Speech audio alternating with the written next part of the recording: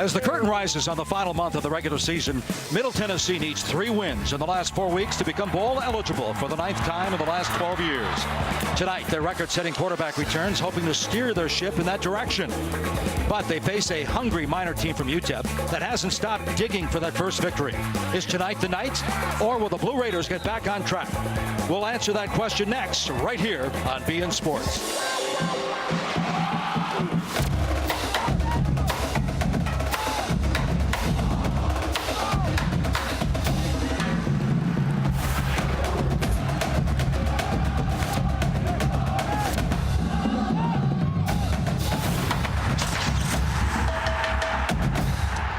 Tonight we welcome you to Floyd Stadium in Murfreesboro, Tennessee, the home of the Blue Raiders of Middle Tennessee State.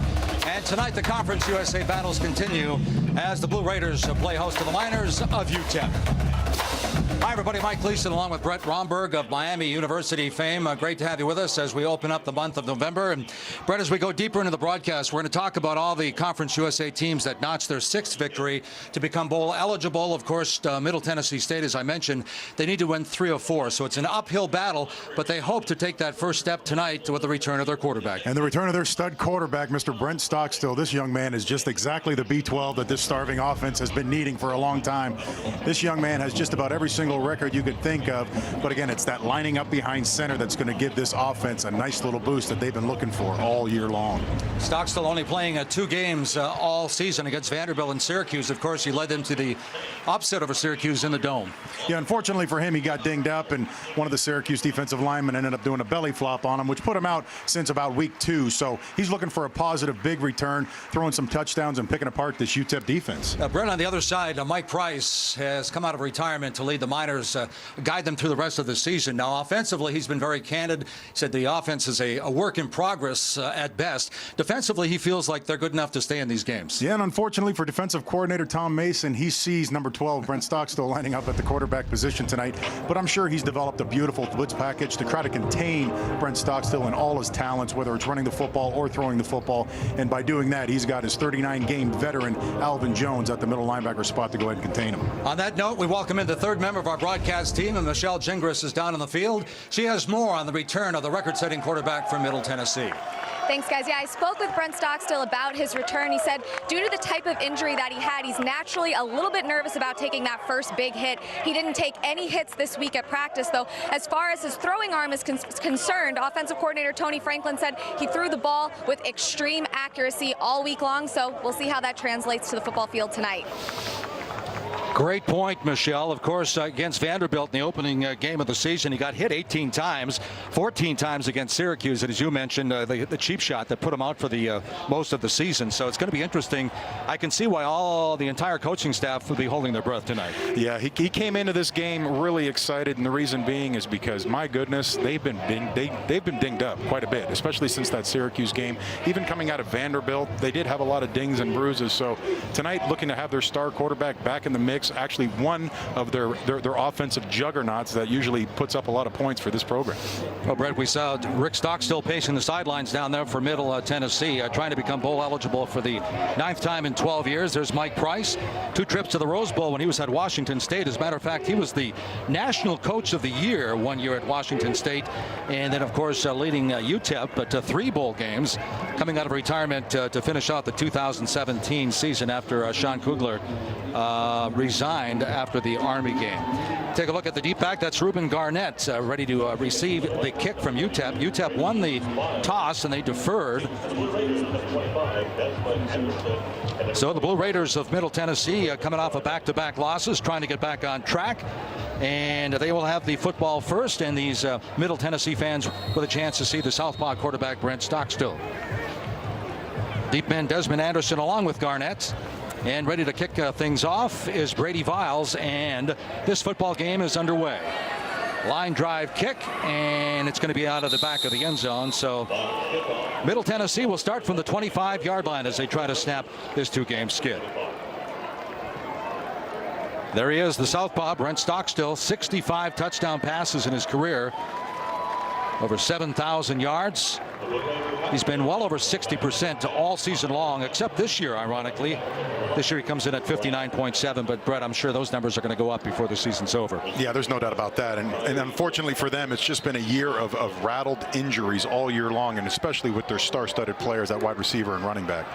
Out of the shotgun, the first play from scrimmage, play action. Stockstill looking, and good coverage. He goes over the middle, and this one's going to be incomplete at the 40-yard line. Decent coverage that time, so Stockstill is 0 for 1. Smith, the intended receiver that time for Middle Tennessee. How about some of the Dr. Pepper impact players in this ball game? Well, it's got to be all about the B12 shot. Brent Stockstill sitting back there at the quarterback position. Then obviously Brad Anderson has developed into a nice little running back as well. And half of that duo combination wide receiver, Ty Lee, is also going to be one of my guys tonight. So after the incompletion, it's 2nd and 10 from the 25-yard line. Anderson gets the call, tries to break through, and gets back to the line of scrimmage before he's wrestled down. Making the initial stop that time is Denzel Chukwuelu, rather, the sophomore out of Rockwall, Texas. Excuse me, I see you kind of laughing at my phonetic spelling. It's not one of the easiest names to pronounce. I'm okay with that. But he did come down with the tackle, so Denzel gets credit for the tackle here. So it's a 3rd and 10. Blue Raiders only 32% on 3rd down this year, way down from last season when they had some offensive explosions. This one's over the middle, and it's good for the first down over the 40-yard line. And coming up is Ty Lee, pulling down his 44th catch this year. Yeah, we talked about Ty Lee coming in tonight, and both of us think that he's going to have a big game tonight. I know he's got his comfortable quarterback back there this time now. It'll be a nice little game for him. Moves it up over the 42. Anderson now has a little bit of running room. Penalty flag dropped as he gets up to about the 43-yard line, maybe a half a yard on the play. Usually when that yellow flag comes flying in like that at the line of scrimmage, we either got a holding or an illegal block going on at that line of scrimmage. Our referee tonight, Jay Edwards, and here's his first call. Personal foul. Chop block. Yep. Offense. 73, 74, high-low. 15-yard penalty remains. First down. Well, there's some of that inconsistency that Rick Stockstill was talking about, huh? Yeah, and unfortunately for them, the backside offensive line, usually that's what they're kind of taught to do. They're trying to get down the defensive front that's in front of them. But in so, you got to take your hands off the man. You let your guy behind you go ahead and cut him down. So basically a high-low is you're looking at 2 offensive linemen staying in contact with 1 defensive lineman, and 1 going low and 1 going high. So now it's 1st and 25. That's Lee in motion. Ball on the 27-yard line. Stockstill comes out firing very quickly. Intended receiver again was Patrick Smith. They were saying Smith, more of a physical receiver, losing a lot of speed without Richie James tonight. We'll talk more about that after we take a look at the Dr. Pepper impact players on the other side of the line. We mentioned the stud middle linebacker Alvin Jones, but he's also accompanied by Dante LaViolette, who's done an unbelievable job for him. And then in that defensive shell, Nick Needham's been a reliable source, especially on the blitz. Empty backfield for Stockstill, looking the near side, goes far side, completed the pass, and coming up to make the hit right away is a very strong hit by Nick Needham, the junior out of Yeah, that Nick Needham, he's another player right now that's doing really, really well, especially at that corner position. And between him and Beverly, always making plays. I don't know. I'm looking forward to this blitz package that we've been hearing about that they might be giving up for actually, it was supposed to be for another quarterback. It was supposed to be for John Urzua, but I'm sure now that they saw Stockstill in there, it might be a little bit different. Talk more about Urzua. If they pick up the first down, they're going to keep it on the ground. It's going to bring up a punting situation. Anderson gets up to the 40-yard line, so it's a nice run, but had to get to the 42 for the first down, so that'll bring up a punting situation for Middle Tennessee. So Matt Bonadies comes in averaging just over 40 yards. He has 650 plus with a long of 64. And back to return the punt, Terry Janeel, the junior out of Surprise, Arizona. He's standing at the 20-yard line. Bonadies at about the 26.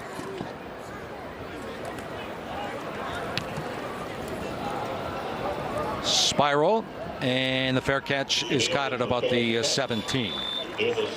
So the Miners of UTEP will get their first possession starting at the 17-yard line, and our chance to see Ryan Metz, who started the year as the starting quarterback, lost it. Now he's back at the controls. Yeah, it's been a back and forth kind of mix of what's going on at that quarterback position. A lot of inconsistency. Actually, if you look at both of these teams side by side, it has been a lot of inconsistency. One team due to injury, the other team due to the fact they can't find a starting quarterback that can go ahead and handle this team. Quadrace Wadley, the 6', 190-pound sophomore in the backfield with Metz. Metz took over last year and actually threw 14 touchdown passes. This minor team last year when he took over, they averaged over 35 points a game.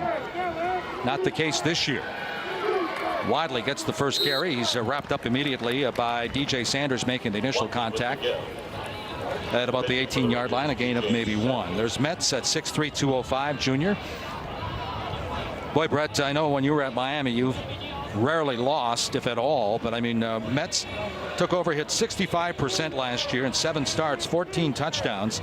Now he's at 49.5%, just 1 touchdown and 4 picks. It's been a frustrating year for him. Yeah, and I'm sure a lot of that has to do with the fact that they lost their running back Aaron Jones to the NFL, who is an unbelievable running back right now, currently playing for the Green Bay Packers. And the Packers needed that running game, and he shows up, and Aaron Rodgers goes down with an injury.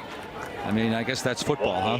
Yeah, you never know, especially since Aaron Rodgers hasn't missed a game since around 2012 is my guess, with actually a collarbone injury, ironically enough. And looking at some of these Dr. Pepper offensive player of the game, Tyler Batson doing a phenomenal job for him this year, but I think it's all about their #1 offensive player, Will Hernandez. Very rare you're going to get an offensive coordinator or a head coach for that matter telling you the best player on their offense is actually their left guard. So look for this senior to go ahead and have a couple pancakes today. We might have to go to IHOP this week. He's wearing number 76, Morin Hernandez, after this play. 3rd down and 5. They're at 30% on 3rd down. Out of the gun, Metz, plenty of time, fires it, and this one is incomplete. All right, Brett Morin Hernandez, 2nd-team All-American last year, and keep in mind Forrest Lamp of Western Kentucky was a 3rd-team pick.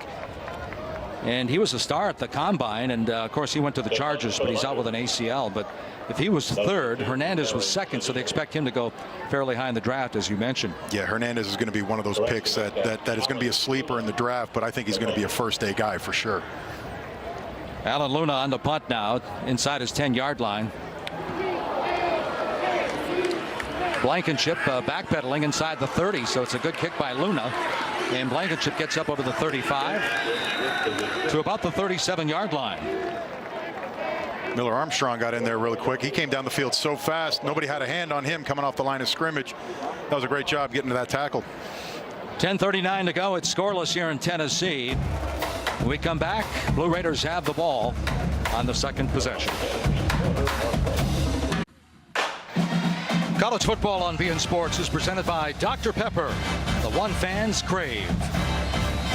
Back in Murfreesboro, Tennessee, there's the Goose Eggs on the scoreboard with 10:39 to go. This will be the 2nd possession coming up for Middle Tennessee with their southpaw, Brent Stockstill. You talk about a tough quarterback. He was injured. You talked about getting piled on at Syracuse. He came back after the injury, threw 2 more touchdowns before he finally came out. Yeah, and it was remarkable. If you really get into the detail of that injury with the broken, basically clavicle and collarbone dislocation, and apparently one of the ribs was broken so badly that it was so close to his heart. So it was a definite injury that you needed to throw some flags up before. Last possession started at the 25. This one the 37. Stockstill comes firing. Ty Lee turns. Great adjustment on the ball, and he's inside the 45-yard line of minor territory. That's got to be nice right now. You got your star quarterback and your star wide receiver coming in and making first big play. You're going to call that play one of the most dynamic plays so far of the game. Looking for a nice big passing gain. Decent coverage by Michael Lewis. I think he was as surprised as anybody that Lee came down with a football. So Lee with a couple of catches. Now here goes Anderson. Anderson all the way down to the 25-yard line. Anderson 5'8", 170. I know we were impressed with the UAB game. Yeah, definitely. He showed up and he ended up playing very, very well on especially on an offense that the coaches were questioning his durability. Anderson, in the last 5 games, he's got a couple of 100-yard games. This one's incomplete. Shane Tucker, the intended receiver.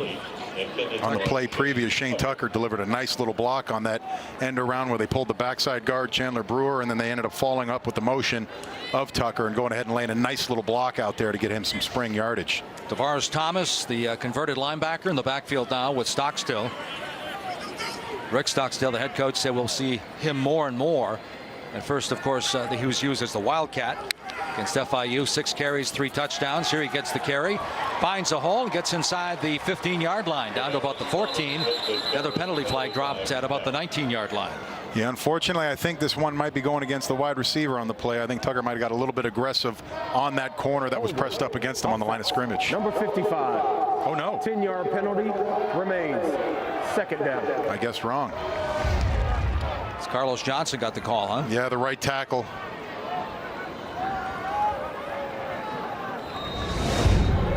So that takes a nice run by Thomas off the board. And the ball is back just over the 35, or inside the 35-yard line at about the 34.5. And it's 2nd and 20 now for Stockstill and company.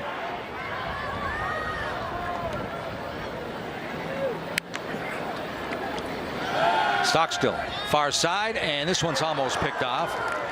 Nice effort by Kahani Smith. That would have been his 3rd this year if he got his hands on it.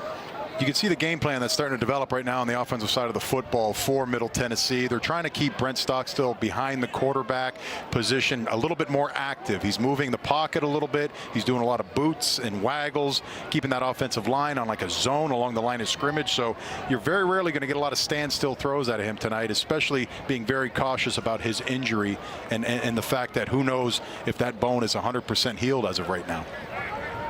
Another 3rd down face for the Blue Raiders of Middle Tennessee. Stockstill fires out in the flats. Anderson, a little bit too much lead. And that's going to bring up a 4th down. And looks like they're going to bring the field goal team on. Cannon Rooker, his long this year is 50. They're going to spot this at about the 41, so it'll be a 51-yard kick. The redshirt junior, Richmond Hill, Georgia's 11 of 13 this year. That 50-yarder I talked about came last week or 2 weeks ago, and that loss to Marshall. Of course, they're coming off a bye. This one from 51. And he's got it.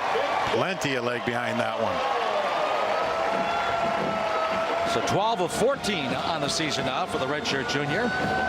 And Middle Tennessee on the board with 9 minutes 11 seconds to go. It's 3-0. Blue Raiders on top.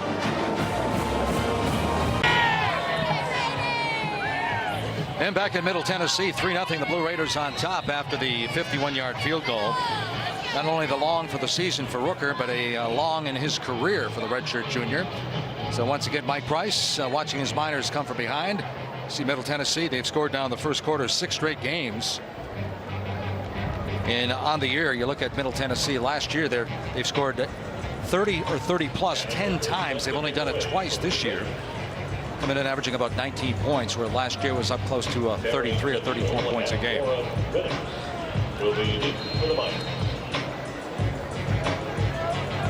So the deep man, Terry Janiel, is back there with Warren Reddix, waiting to kick from Cannon Rooker.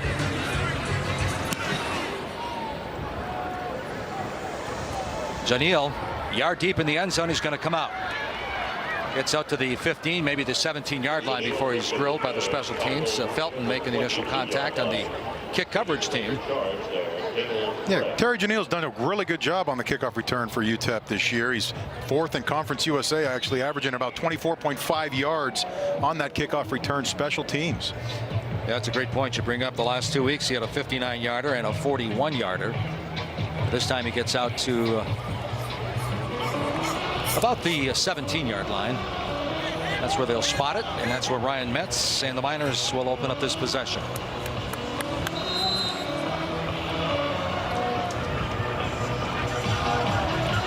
Miners averaging about 56 offensive snaps on the year. A lot of teams are up in the 80s. It's amazing. Some coaches actually shoot for 100 sometimes with the up-tempo and wide-open offenses. Yeah, you can see, I think they're going back to that first blitz that they had on the last series as well. But they're going to go ahead and bring Harris through the B gap. So Wadley gets up to the 20. Decent run on first down, maybe 3. And it's going to be 2nd and 7. Last week against UTSA, had 6 3-and-outs. And on the 7th, they threw a pick 6 on the 3rd play. Penalty flag before the snap.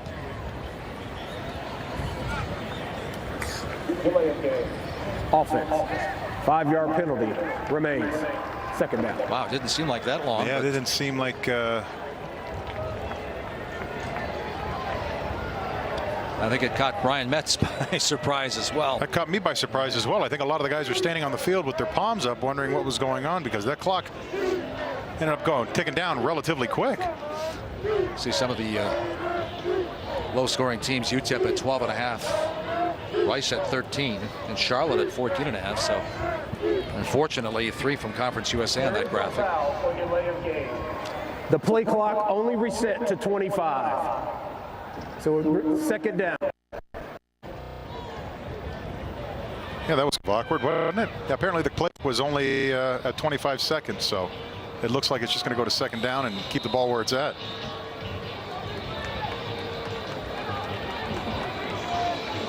Well, 2nd and 7 at the 20. Mets under center this time. Play action. Here comes pressure. Mets escapes, and he throws this away. Lucky for him, Khalil Brooks was there quick as anything, coming off that edge, working that left-hand side. Got that Sam linebacker. Brooks has just been unbelievable good for this team. You see him right now beat that right tackle, Ruben Guerra, off the edge, and all of a sudden he's disrupting that backfield. Yeah, Rick Stockstill, the head coach, very complimentary of Scott Schaefer, his new defensive coordinator. He said the defense is so much better. And last year it was Schaefer actually who moved Brooks to the linebacker spot. He started as a cornerback, moved to safety, then linebacker. 3rd down, they're 0 for 1 so far here in the ball game on 3rd downs. Mets, heavy pressure, steps up, off to the races, and he's going to be stopped just shy of the foul. That was a great hit by Javonte Moffitt coming in and stepping up. That pocket collapsed very quickly for Metz. He had to come up and go through a few defenders right there, and you see Moffitt trying to go ahead and beat him to that 1st down marker. It was a great job by Moffitt.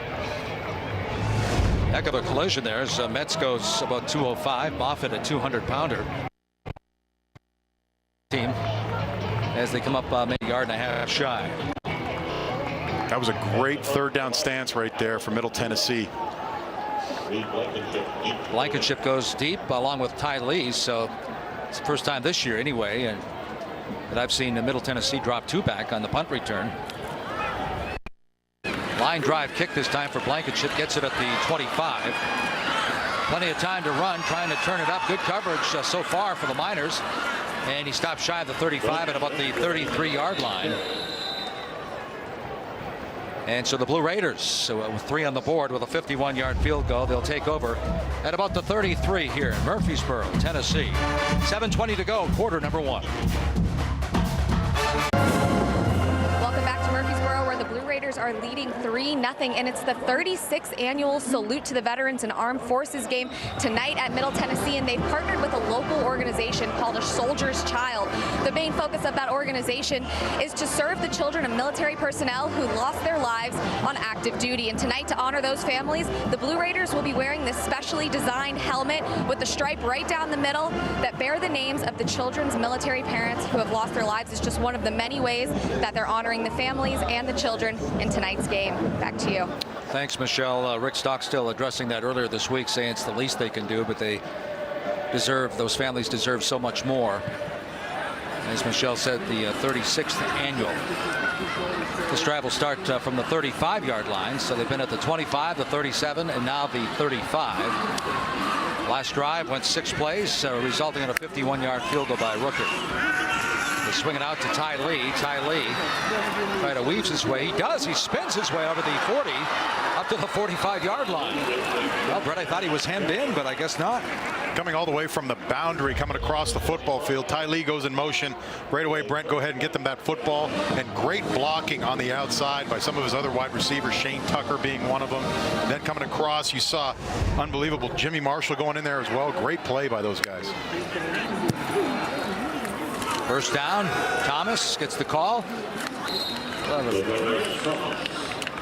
Not too much going on there as he's hit immediately by Trace Mascoro, the freshman from Texas. A lot of sideline bringing in the play right now, seeing Brent go ahead and see what's going on the defensive side of the football field as they bring down the safety in the box. Actually a tackle for a loss, so it's 2nd and 11 now. See, they're looking to see what's going on in the front. They want to see what kind of adjustments they got to Brent's calls. Now the defense doing the same on the opposite side of the football field. Thomas in motion. Empty backfield now for the southpaw, Stockstill. Feeling the pressure, and he just flips this one out of bounds. You know, Brett, when I found out we had Middle Tennessee twice this year, I was excited to see Stockstill and Richie James. We saw Richie James, no Stockstill at UAB, and now we have Stockstill, no Richie James in the lineup. James out with a broken collarbone, so he's done for the year. Yeah, and even with that game with Richie James that we did have a few weeks back, Richie was coming off of a bad ankle as well, so we still didn't get 100% of what Richie James's capabilities were. Blue Raiders 1 for 3 on 3rd down conversions. This is a 3rd and 11 from the 44. Ty Lee in the slot. Top of your screen. They're going to give it to Anderson. Anderson tries to bounce outside, but to no avail.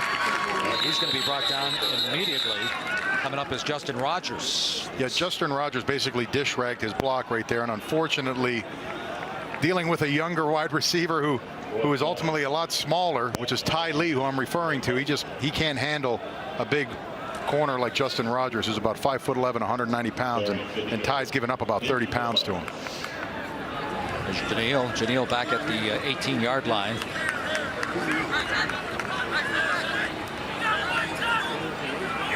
Bonnety's on to punt for the 2nd time from the 30. It's off a high. And the fair catch caught at about the 13. Well, Mike Price said his defense has been playing very well over the last couple of weeks, well enough to win.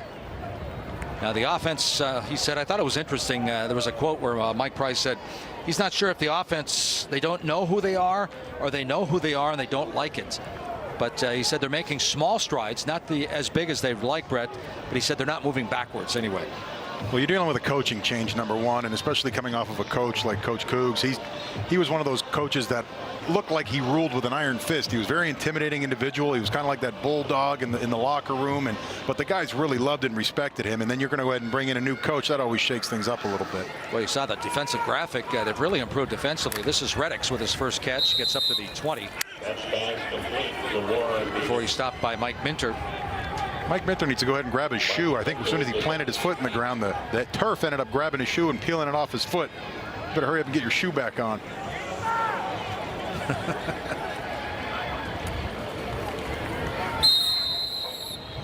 Picked up about 9.5 on that first play, so they try to get the first down with a quarterback sneak, and they're successful, so they move the chains out to about the 22. I keep looking at the size differential right now going on with this offensive line. UTEP, obviously, mentioning Coach Cougs, he's an offensive line coach. He loves his big boys up front, so he's built and developed a great group up front, especially the 3 inside guys, Will Hernandez, Gatewood, and Elmendorf. Those 3 guys have a bunch of starts between them, so we're looking at a different type of offensive front right now going against Middle 10. Yeah, that's a great point you bring up. 109 combined starts, and Scott Schaefer said, hey, don't let them fool you. These guys know what they're doing up front. There's no doubt about that. Janelle. It's wrestled out of bounds just over the 25-yard line. And it's going to be a 2nd down for the Miners.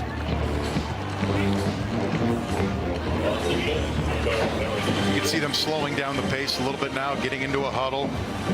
Ryan Metz getting the call in from the sideline. See the numbers on Metz last year, over 64%, 14 touchdowns, just 1 touchdown and 4 picks.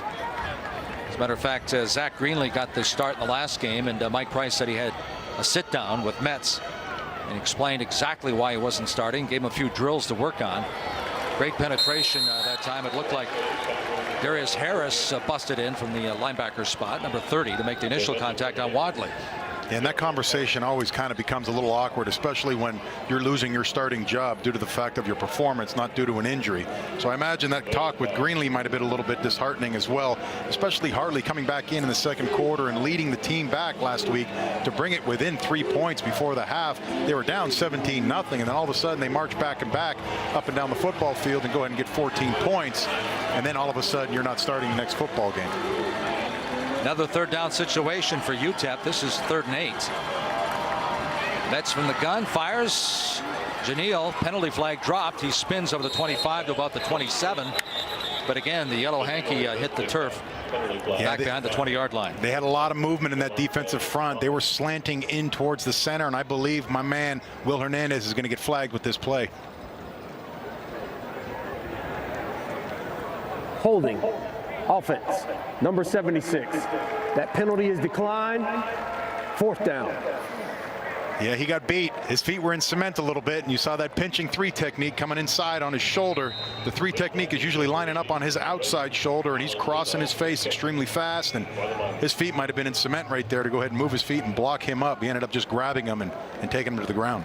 Alan Luna on the punt again for the 3rd time. He punted 7 times last week. 8 against Oklahoma earlier this year. Blankenship back inside the 30. A lot of space. Inside the 25 to about the 22. Blankenship now over the 35 and gets all the way up close to the 39-yard line.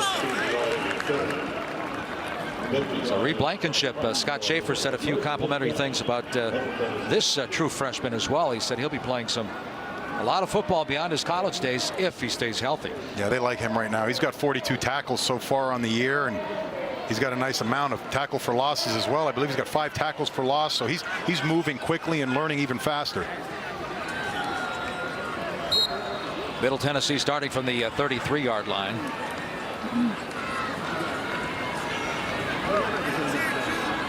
Twin receivers to the top of your screen. Twin to the bottom. Here's Ty Lee in motion now. Comes out to Lee. Lee over the 40, and he's wrapped up immediately at about the 43-yard line. Coming up to make the stop is Justin Rogers again.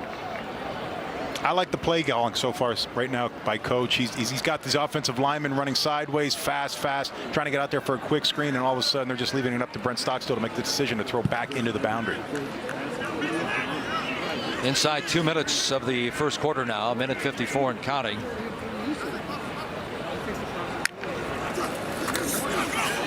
Stockstill on 2nd down, fires. Oh, he had his man Patrick Smith, who had to turn around, but it's definitely a catchable ball. I think Smith saw a lot of green in front of him, and he could taste the touchdown maybe. Yeah, but usually somebody who's very accurate. You could see Brent is not exactly accurate tonight. He started off with a nice little pass over to Ty Lee, who had a nice 20-yard gain, but he has been off in the last couple series. He's been throwing a lot of behind-the-shoulder throws that he doesn't need to be throwing. He should have led his wide receiver up the football field because there was nothing but 30 yards of green in front of him. Yeah, Tony Franklin, the offensive coordinator, said he hasn't seen a whole lot of rust. Some velocity might be gone, but he's been extremely accurate in practice. So that's a good point you bring up. He's 5 of 12 right now. This is Anderson. He is hit hard at the 45-yard line. Boy, coming up to make the initial stop there. Lawrence Montague's in that thing real quick, coming downhill, driving him out of bounds, picking him up out of the air, and kind of discharging him outside the white lines. Oh, Brett, this is turning into a punt fest right now as Bonady's back on the field. A football fan like me, I enjoy the low-scoring game, trying to watch the X's and O's of the football game. And here we go. Garnett's fake punt, 1st down, and he's wrestled down just shy of the 45-yard line of UTEP. So Rick Stockstill dips into his bag of tricks. And Garnett picks up the 1st down. I think what they're seeing here is they're seeing the overload on the backside with the linebackers and only having one player to block. And that's number 3, Dante LaViolette, going ahead and make that tackle. So if you got one man outside the hash mark, they're going to go ahead and call that fake. So Garnett brings it up to the 47, or down to the 47, I should say, of minor territory. This is Anderson.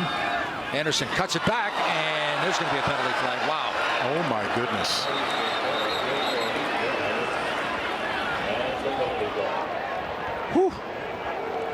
that might be one of the worst face masks I've ever seen.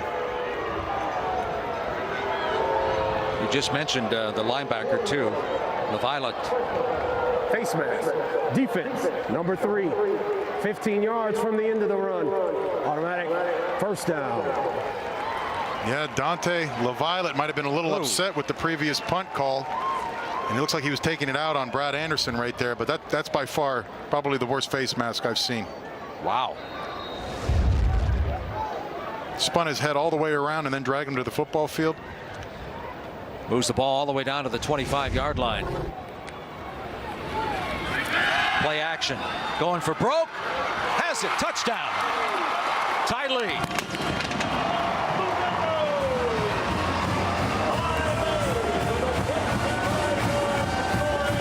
Number 4 for Ty Lee, the sophomore out of Moultrie, Georgia. That could have went either way. You had 2 guys ultimately running in the same direction at the same time. Obviously, he threw to the inside wide receiver. But he also had Anderson up on the top as well. Gannon Rooker on for the extra points. So Lee gets his 4th. Stockstill gets his 66th of his career with a year remaining. And Middle Tennessee trying to snap a 2-game skid, opens up a 10-0 lead with 16 seconds to go. You can see Brent Stockstill picking the inside of the 2 wide receivers here, hitting his man Ty Lee. One of the duo of Richie James and Ty Lee. Those 2 guys are one of the most dynamic duos in NC2A football today. Actually, they're number 2 in college football today, those 2 wide receivers, and they've been without each other quite a bit, especially dealing with their quarterback. Well, consecutive games with a touchdown pass. You see Baker Mayfield. Chase Litton had one last night to go with 4 picks for Marshall, and then lost to FAU. Trace McSorley from Penn State with 23, and number 12, Brent Stockstill. That was 19 straight games for him now. Stockstill gets number 66 of his career, his 3rd this season. And he opens up a 10-0 lead. Yeah, not only having your quarterback back in the mix, it not only gives the offense a boost of confidence, but you're also dealing with a quarterback that has a little bit of an injury going on, and you got guys that are playing a little bit harder to try to keep him upright. Reddickson, Janelle back to receive the kick. Janelle again, and again a yard deep. He comes out. He's got some wheels. He's over the 30-yard line, 40. And he's going to be stopped at the 49. As you mentioned earlier, he's a good kick return man. So 59, 41, and this one is about 50 yards if you count going 2 yards deep. Yeah, it looks like he might be adding to that 24.5-yard average he's got on kickoff returns so far this year, at 4th in Conference USA. He only had the kicker left to beat and turned it back inside into the mix. The junior from Surprise, Arizona. So in the last 3 weeks now, 59, 41, and they're going to go down. That one goes down as a 49-yarder. And it gives Ryan Metz and company their best field position with 4 seconds to go. Yeah, I believe Ruben Garnett was the one that was supposed to have the contain on that kickoff cover. He ended up losing contain, and out came Janelle out the backside.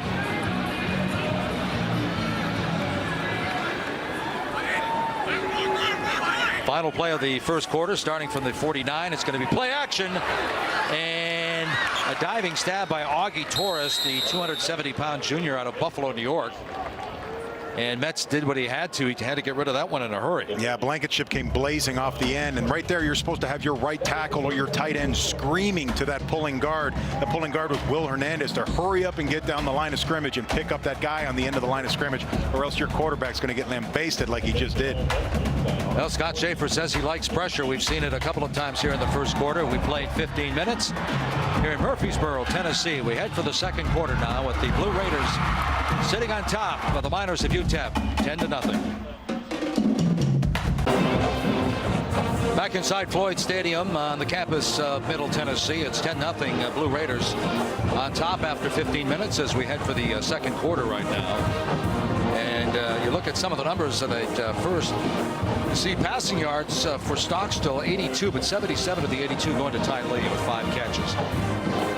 You got a lot of first downs coming out of Middle Tennessee as well. That's a massive, massive margin right there. You got 7 coming out of Middle Tennessee and only 1 first down right now for the Miners. Ryan Metz, as you saw, 2 for 5 in that first quarter. This will be the first play of the second quarter. It's going to be 2nd 10 at the 49-yard line. And this is their bigger back right now, Kevin Dove, the sophomore of El Campo, Texas, 6 foot 245. That's his first carry. I like what they got going on up front right now. You got Rasheem Collins. They've also brought in number 92 Ty Nix as well, a young player, trying to clog up that hole because they're dealing with some big offensive linemen up front. That interior line for UTEP, strong, big and strong. 330 pounds coming for Will Hernandez, 305 on the center Gatewood, and 310 pounds on Elmendorf. 3rd and 6. Metz puts it up, and this one's almost picked off. And Michael Minter was there quick as a hiccup, trying to jump that route. Scott Schaefer telling us they've had about 12 50-50 balls. They just haven't come down with the INTs this year. That's tough, throwing from the left hash across the football field, and you're only trying to gain about 5 or 6 yards. That ball's going to take a long time to cross the football field. That allows Minter to get over there and try to put his hand up. Historically, this defense under Stockstill has a ton of interceptions, just 3 this year. Luna back onto punts, and this one should drive Blankenship deep if they keep it in play. And it takes a minor bounce, and that's a great play. Great play. UTEP's going to have to, or Middle Tennessee's going to have to start at about the 2-yard line, about 98 yards away. So Batson, the wide receiver on special teams, gets down to Downitz. We'll be back with more after this. Back in Tennessee, and how about that shot, huh? Tennessee Moon. I feel like I could jump on that thing right now. Look at how good that camera work is.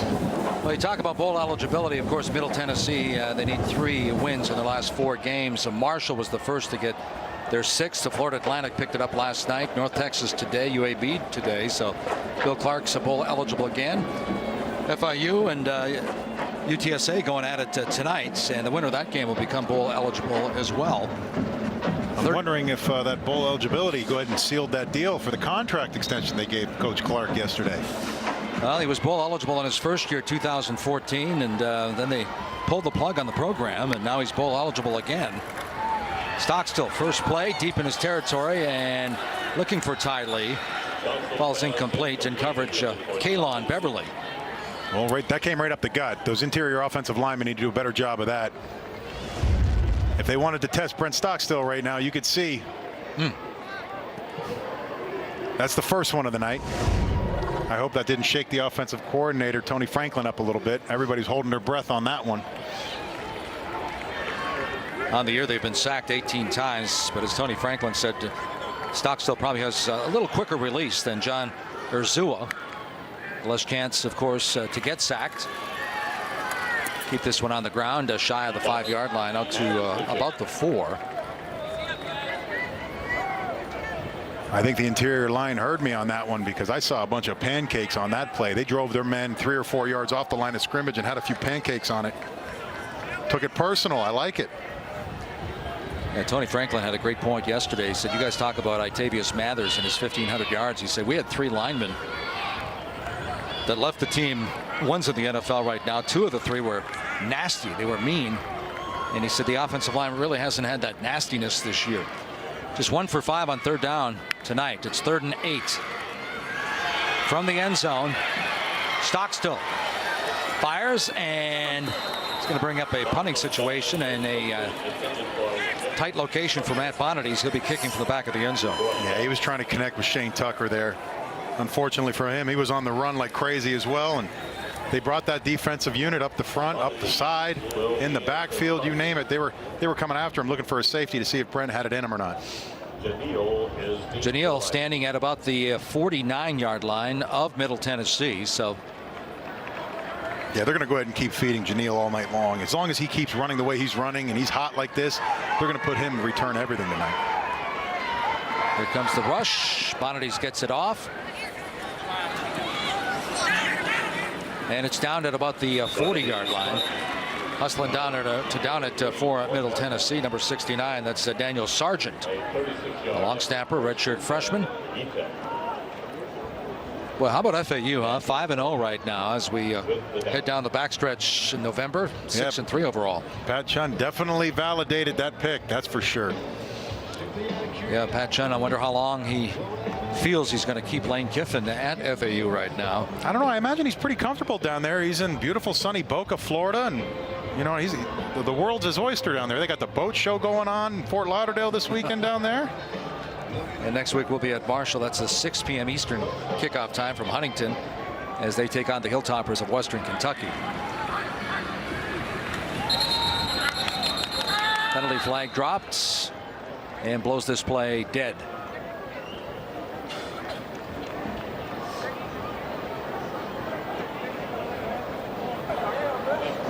Snap infraction. Offense, number 58. 5-yard penalty remains. First down.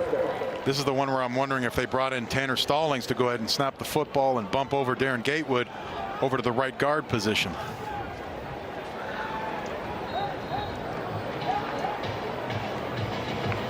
Now the Middle Tennessee coaching staff saying that they were expecting a lot of movement up front. And again, Scott Schaefer had a lot of praise for the former head coach Sean Kugler too. He said, great offensive line coach. These guys have been taught well.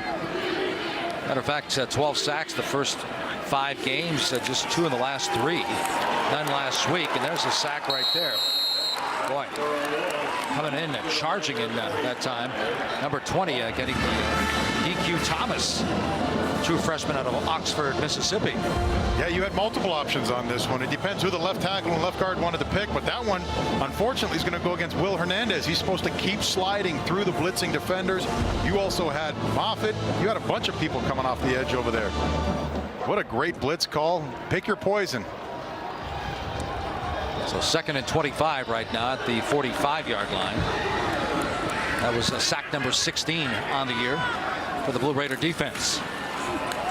This is going to be Dove. Dove is wrapped up immediately. It's going to be Walter Brady, the Missouri transfer, getting his big paws on him. Yeah, they're looking a little bit chippy down there right now. They're starting to get a little violent. They tried to show the same blitz, but then they brought Darrell Randolph back inside the guard position, and it was a really good block by Tanner Stallings at the center spot to go ahead and pick him up. Well, the Miners, as we mentioned, only 30% on the year on 3rd down. This is going to be a tough one. 3rd and 23. 0 for 4 tonight on converting those 3rd downs. Walk the linebackers up, keep the guards honest. Then they're going to come off of the edge down here at the bottom. Minter comes on strong. They complete the ball up to the to about the 45-yard line. Of course, they had to get all the way down to the 30-yard line for the first down. So Luna will come on and punt it away for UTEP once again. You can see Scott Schaefer starting to dial up a blitz package right now because the offensive linemen aren't communicating properly to keep sliding and continually moving out to get up these blitzers. You had Michael Minter coming off the edge free and clear right there because the right guard ended up taking him down into the inside and allowing a free blitzer. Unfortunately for Ryan Metz, he ended up taking a little bit of a shot there.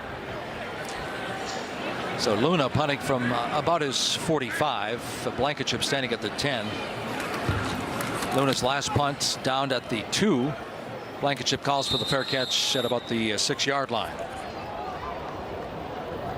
So the Blue Raiders about 94 yards away from pay dirt now with 10 minutes and 49 seconds to go before halftime. It's 10-0 Middle Tennessee. Middle Tennessee 10-0 over UTEP. So far, Brent Stockstill 7 of 16 for 82 yards and a touchdown. You see the scoring from last year, just under 40 points a game, almost 518 yards. You see the numbers this year, not even close, pale in comparison. Brett, as a matter of fact, 6 500-plus games last year, a pair of 600-yard contests, and of course we all know what they did in the season finale against FAU. Yeah, and on top of that, their 3rd down conversion is down to 32%. Even 4th down is at 27%. In case you forgot about that FAU game, 757 yards against FAU in that ball game, where they put what was it, 77 points on the board. Yep. Stockstill comes out firing. Lee, the intended receiver. Again, a little bit of an inaccurate pass right now by Brent. I think Brent is rushing everything at this point in time. I know he's trying to get movement and get the pocket going and keeping himself safe and off the ground. But at some point in time, he needs to settle down, set his feet a little bit once he gets outside of the pocket to deliver a nice little ball. That was only a 10-yard throw. That should have been a little bit more accurate. I think more last time and than the whole game. I mean, he really came out with a quick release on that last play. Lee in motion. Anderson puts his head down, gets up over the 10-yard line, just over the 10. Going back to the basic power right now, just pulling a guard and trying to bring the running back up the middle of the field, trying to gain a few yards after a bad pass play. Just 1 for 6 on 3rd down with Stockstill back at the controls. This is a 3rd and 7.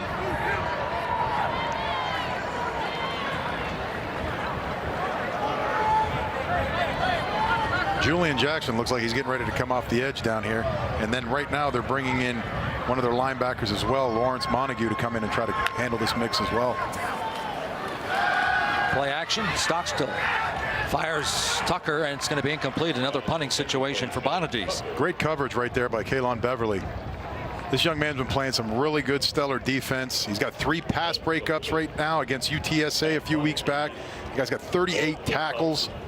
He's playing very, very solid. Both of these young men that I've been talking about, Nick Needham and Beverly on the outsides, they've been holding down the wide receiving fort very, very well. Well, the Miners should have good field position again. Janelle standing inside over the 50 at about the Middle Tennessee 49-yard line. And again, Bonadies kicking it from the end zone. Fair catch called for. And so the Miners will have it in their territory, but at about the 48-yard line. I don't know whose responsibility it is to block Desmond Anderson, but Desmond Anderson is finding a way to get down the football field. If he's not getting his shot somewhere else on the football field, he's taking advantage of the special teams opportunity tonight and trying to create a big play. You look at the Miners' offense tonight, 5 drives, just 37 yards and 5 punts. Mentioned 7 punts last week. They're at 5 already here. But again, a good field position at the 48-yard line for Ryan Metz and company. Looks like they put Gatewood back at center spot right now. Metz under center this time. They're going to give it to Dove. Puts his head down, and he is hit by a host of tacklers. Harris making the initial stop again. DJ Sanders also in there, along with big number 90, Rakavian Poydras. You're going to see a nice little penetration right now by Middle Tennessee's defensive front unit. Again, going back to the guys, Rasheem Collins driving big Will Hernandez in the backfield. I think Will's coming off the ball a little bit too high tonight. I don't know what his deal is in terms of his technique, but he definitely needs to go ahead and come off the ball a little bit lower. And we know how big Kevin Dove is. That guy's just a bulldozer of a running back, averaging 5.1 yards against UTSA last week. They're looking forward to him having a big night too. Just 9 carries, 46 yards. You talk about that 5.1. This one's complete out in the flat. And that's going to be a dead ball. That was Walter Don Jr. Picks up his 12th catch of the season, but they actually lose on the play. It's interesting to watch the 2 different dynamics right now at the quarterback position. You got Metz, who's allowed to sit back there and set in and deliver a football, and you can see them continuously trying to move Stockstill around and try to keep him safe. Just 1 first down so far for the Miners. They're 0 for 5 converting 3rd down. This is 3rd and 13. Looks like Harris is coming from the edge. Here he comes. Pocket collapses, and the 2nd sack of the game for Middle Tennessee. This time it's going to be Brooks picking up the sack, and that's going to be his 6.5 now on the year. You can see Brooks coming off the edge, but his responsibility was Kevin Dove, the big running back that we just got done talking about. And I imagine that's probably the reason why Wadley is the starting running back as opposed to Dove, because he just failed on his objective right there to pick up that blitzing edge. Sack number 17 for Middle Tennessee. They had 6 against Syracuse. That was the best outing here in 2017. Here's Luna again, but this time kicking from the 25. Little better field position this time for Middle Tennessee as Blankenship lets it roll inside the 20. It's going to be down at the 18. 7 minutes and 32 seconds to go before halftime. 10 for Middle Tennessee. Nothing on the scoreboard yet for Utah. They might be calling out calling me. They might be calling out. I know they did it. Walter Brady giving a few words of encouragement to that defense. They're feeling pretty good about themselves right now, Brett, but they were saying they need to flip the field with a turnover. Yeah, coach came over and started yelling a little bit before Brady had a few words for his defensive unit. They just need a spark, I think, right now on offense. I know they were relying right now on Brent Stockstill to come back in here and light that fire, but you can see he's a little bit inaccurate right now, and you might need a big run right now by Anderson, or maybe even Tavares Thomas coming in and doing something special. Stockstill injured against Syracuse, week number 2. Hasn't seen any action until tonight. Comes out firing here. Has this man out of the 40-yard line. And that one's complete to Tavon Salter, a junior from Atlanta. You can see the former right tackle Carlos Johnson moving over to the left-hand side, getting beat inside right there by the defensive end and laying a hit on Brent Stockstill, but luckily they got that ball off. So Salter goes 27. He's got 2 catches, Brett, one for 33, one for 27. It's going to be their big play man. Some good popping down there on Anderson. You can hear the pads from way up here. But Anderson gets a good pickup on first down. It's inside UTEP territory. Yeah, that's Michael Lewis coming into that box right there and laying a little bit of a hit on little Anderson. Michael Lewis is not that small either. He's about 6 foot, 185 pounds out of South Trinity, Texas. So he's looking forward to putting a helmet on somebody tonight. Stockstill he had his man again at the 30-yard line, but it slipped through the fingers of Salter that time. Well, you see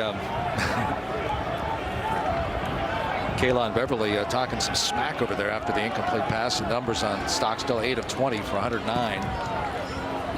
As long as that interception column still reads 0, I think they're going to be okay with that, because you saw what Uzura was doing in the previous games. He did have 7 touchdown passes, but unfortunately for them, he also had 9 interceptions. You can't have more interception than touchdown, is my guess. That's a pretty good guess. Yep. It's driving Rick Stockstill crazy. They keep this one on a Anderson again inside the 40, and he's popped out of bounds at about the 37-yard line. Coming up to make the stop is Kahani Smith, and Smith had a few words for Anderson this time. Yeah, that was a great job by the backside guard Chandler Bluer pulling out and going ahead and taking care of Julian Jackson, creating a nice little hole for the running back. So Anderson picks up 12. After this play, I want to talk more about John Urzua and the job he did at quarterback in the absence of Stockstill. Talked about the 7 touchdowns and 9 picks. Stockstill fires, and this one's incomplete. I was going to say Urzua. Rick Stockstill said that there was about 7 or 8 plays that he needed to eliminate, but he was at 62%. And he only played 1 year of high school ball. He was a redshirt sophomore. So basically, except for those interceptions that drove the coaching staff crazy, I mean, his progress was really coming on, and now his football career is over after he and his parents decided that he's been concussed one too many times. So I guess the point I'm saying, 62% after 1 year of high school ball, and you're playing backup to Brent Stockstill. Played a little bit last year. Stockstill missed 3 games as Thomas tries to pull his way. Picks up a nice run there for Middle Tennessee.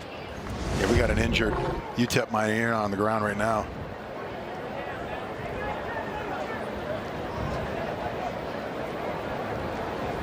That's number 56, Sky Logan, the nose tackle that they got in there right now. The senior out of Natchez, Mississippi.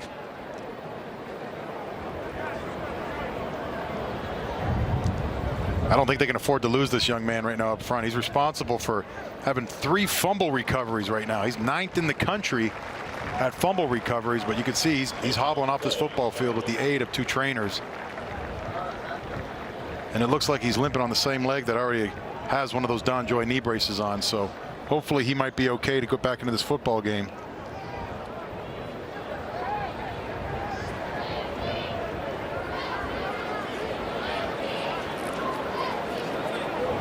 Watching film, Brett, of the Miners yesterday, the Southern Miss game, and number 55 Mike Soda, junior from California, came off the bench.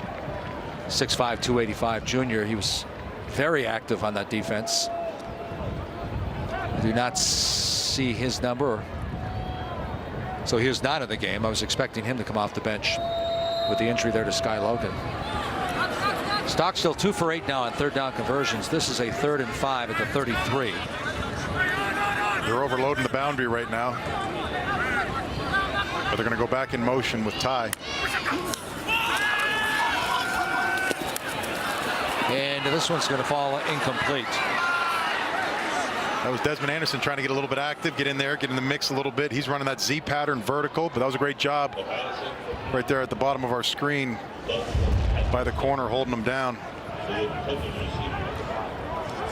So Anderson coming in with just 1 catch on the year, but of course with Richie James out, more receivers getting an opportunity possibly tonight. You know, Stockstill, you mentioned maybe a little bit of rust right now, but they're going to go for it on 4th down. They're 3 of 11, just 27% on 4th down on the year. This is a 4th and 5. Stockstill over the middle. Has this man. It's Tucker. Tucker at the 10. Dropped at the 6-yard line. Boy, that was a juggling act. The reason why they were juggling the football right there was because that was basically intercepted. You can see Stockstill kind of forced this ball, and he had his target the whole time looking down the football field. You can see that, but Michael Lewis was all over him right there. 27 yards on the play, puts the ball at the 6-yard line. Stockstill fires and out of the back of the end zone. That would have been Salter's first touchdown as a Blue Raider. Caught the ball, but he was out of bounds. Yeah, unfortunately for Salter there, the turf is blue. Ooh, I don't know. Looks like he got both arms underneath that football. They might be looking towards the sideline to try to go ahead and challenge that.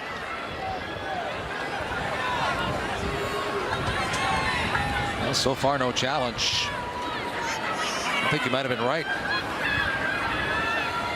Although his legs, see the red zone numbers right now, 71% with just 10 touchdowns. Anderson hits the 5-yard line, and he is nailed by several Miners. You mentioned the red zone conversion, the 71%, but unfortunately for them, they're 10 for 21 right now on touchdowns in the red zone. Yeah, that drops it to 48% from 71 to 48.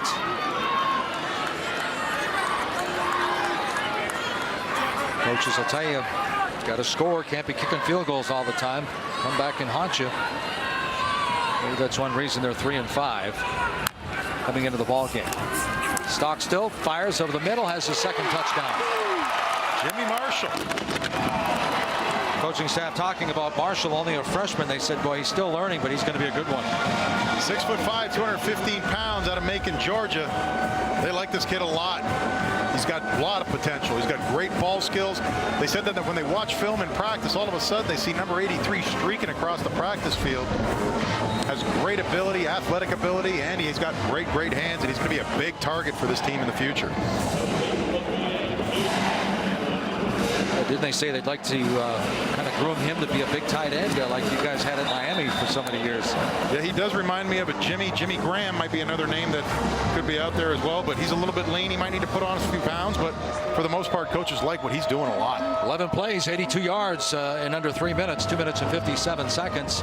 Brent Stockstill has his 2nd touchdown, his 4th this year, and number 67 of his career as they open up a 17-0 lead.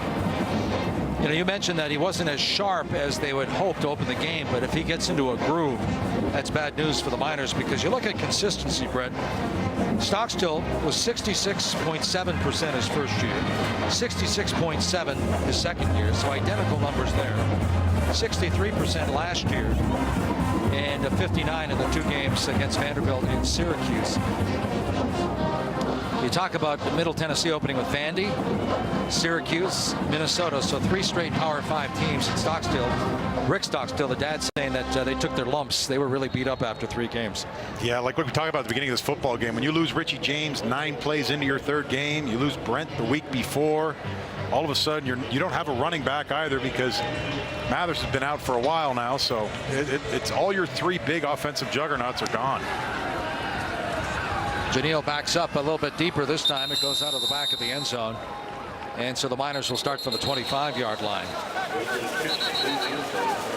Even talking about their running game a few weeks prior, as the yellow laundry comes out for a little bit of bickering going back and forth between the two teams. Talking about this running game a couple weeks back, they were still looking for a running back. That was the night that Anderson came in, and they were wondering how he was going to hold up going against big UAB defense. And that was one of the games that we could figure out what was going to happen at that running game spot, because due to the fact that they lost that 1,500-yard rusher from last year who also offered them 500 yards through the air, that was an unbelievable player for them. Certainly was. 2 fouls on the play on each team. After the play, unsportsmanlike conduct, 20 on the kicking team. Unsportsmanlike conduct, number 8 on the receiving team. They will offset. That is the first unsportsmanlike penalty for both players. As you mentioned, there's been a lot of chatter down there. But 16 on the receiving team, 16 of UTEP. A lot of chatter early on. It looked like the Miners were doing most of the talking, but a little reciprocity that time by Middle Tennessee. Yeah, usually it's the team that's going to be down by 17 points is going to be the one that's going to start chirping a little bit. Top right of your screen, that's where it all starts.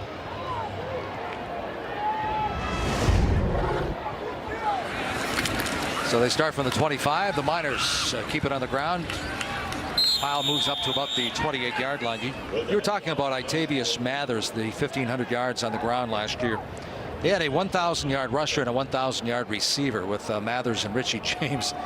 That's quite impressive, and both going over 200 yards rushing against FAU in that final game, which is phenomenal.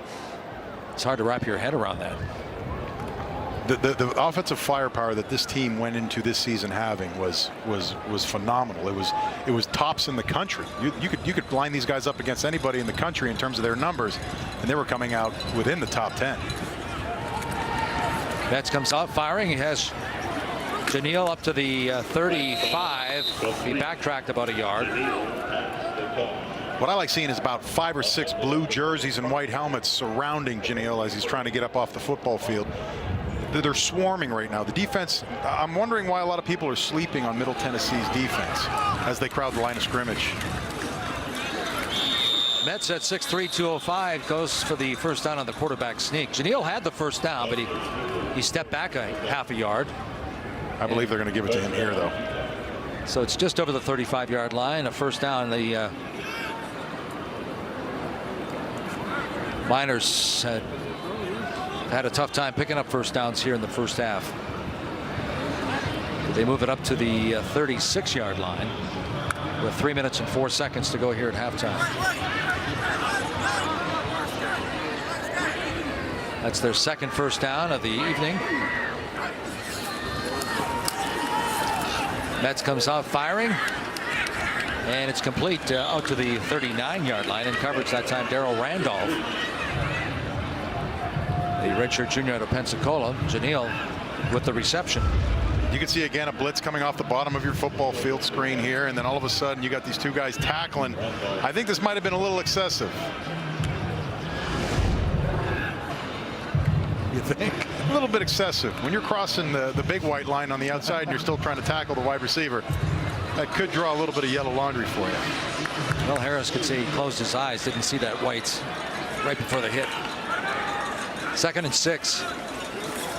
Nice hole this time up over the 45-yard line. It's going to be Joshua Fields, the true freshman out of El Paso.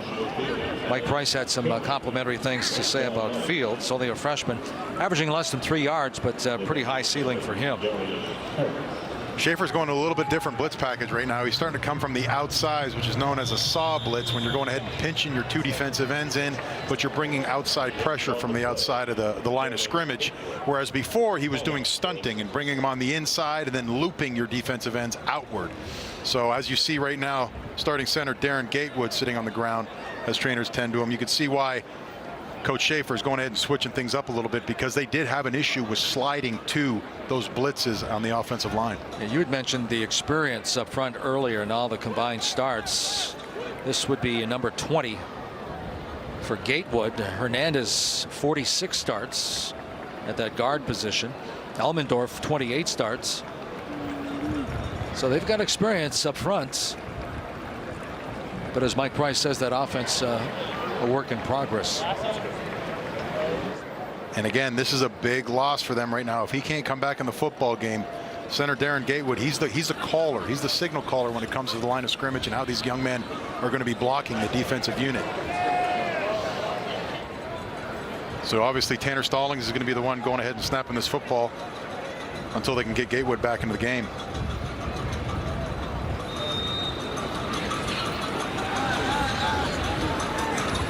So Metz and company with a first down at the 47. Clock is running with 1:42 to go before halftime.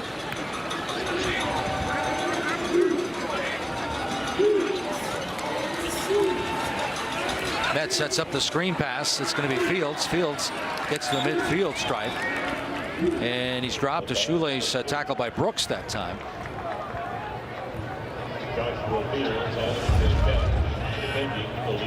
Yeah, you can see they ran a little bit of a center screen, going ahead and dumping it right behind the defensive lineman. The defensive linemen for Middle 10 are getting a lot of pressure up the middle of the football field. So the only way to handle that as an offensive coordinator is to go ahead and start running some screens to slow them down a little bit. This Miners team had 2 rushing touchdowns last week for the first time all season. But they've had 2 right now, trying to get on the board with 57 seconds to go. The whistle will blow this dead just as they hand it off. We'll wait the call from Jay Edwards, our referee tonight. Once again, they were going topside right now with a blitz as well, going from the outside in.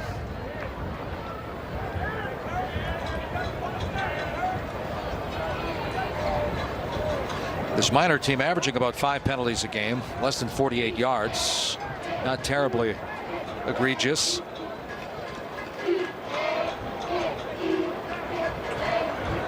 False start. Number 10, offense. 5-yard penalty. That also comes with a 10-second runoff. Yeah, we're under 2 minutes right now before the half. So that was Warren Reddix right there with that flag getting called. I imagine he saw his corner kind of creep in to go ahead and try to do that blitz off the edge, and he wanted to get that football to him as fast as possible. So the 10-second runoff drops the clock to 46 seconds at the 45, their own 45. So a third penalty for 25 yards so far tonight. But Mike Price said they did a great job blocking Marcus Davenport of UTSA last week. Price said Davenport probably one of the better NFL prospects in this league. And they did a lot of chipping on him, and it just basically kept him away from the quarterback. But having a tough time against Middle Tennessee. Scott Schaefer's defense tonight trying to get something going offensively.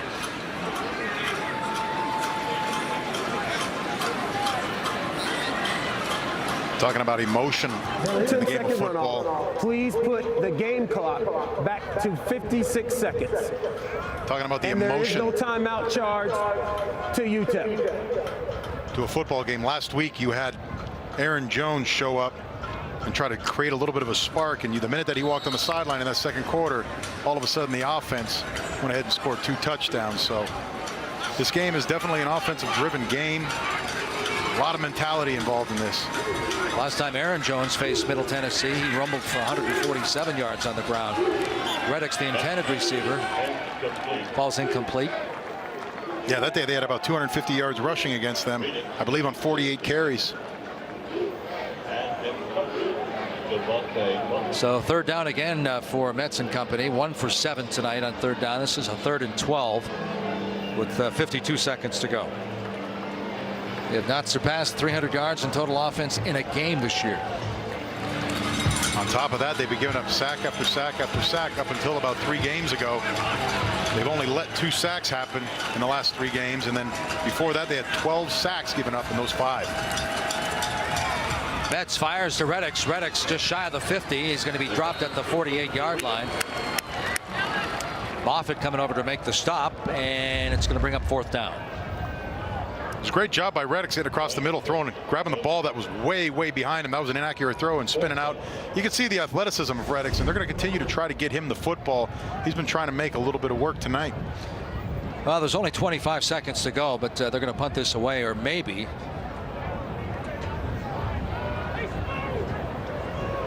Seven drives and 7 punts right now if they get this punt off. 14 seconds to go. 11 on the shot clock, or the shot clock, the play clock.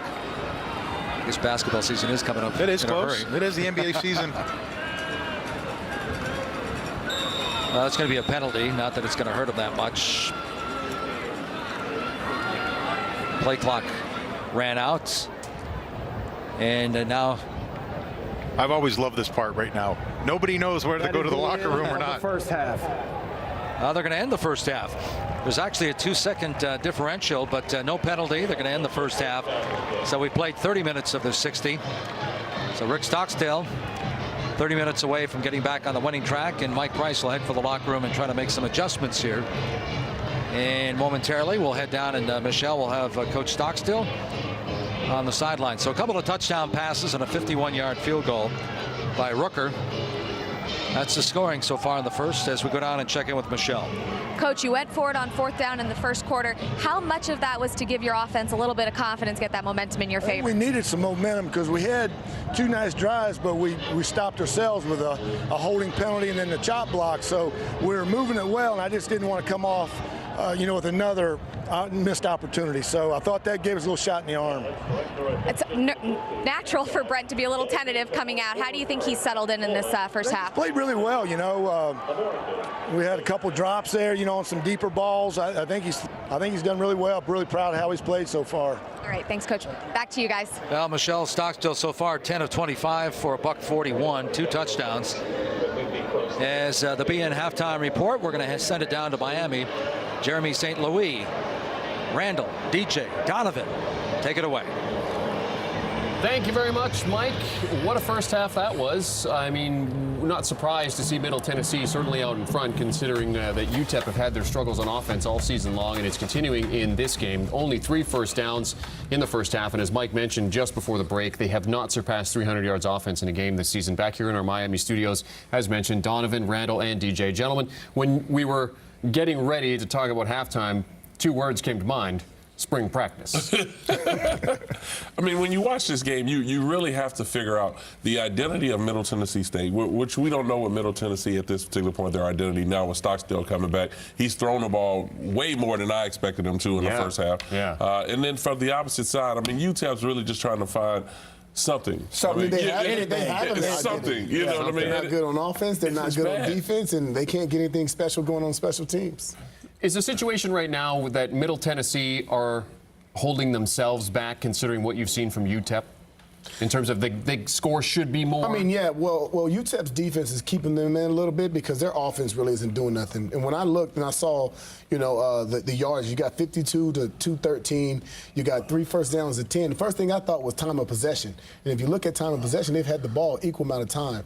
It's just that UTEP can't get anything done, and Middle Tennessee's offense is just now starting to pick up. Well, Middle Tennessee is basically playing down to their opponent. And you're either better or worse, you're never the same. And right now they're playing worse. And you just can't do that, especially if you're trying to get better. You can't play an opponent as opposed to what their record is. I mean, give me a break. So that's why things look the way they look right now. All right, so it is 17-0 for Middle Tennessee State at half.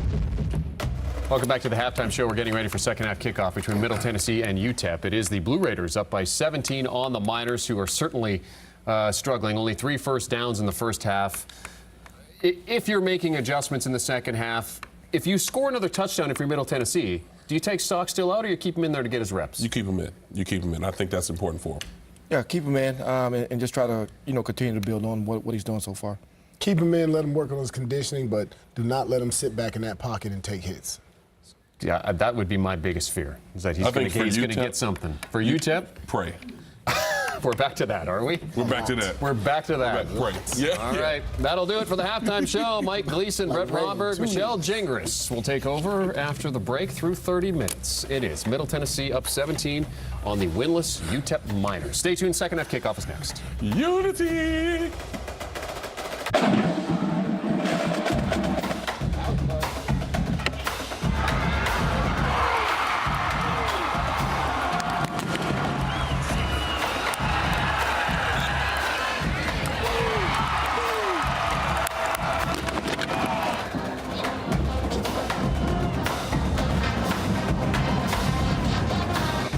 And welcome back to Middle Tennessee and Murfreesboro, Tennessee. The Blue Raiders sitting on top 17-0 over the Miners of UTEP. Mike Gleason along with Brett Romberg.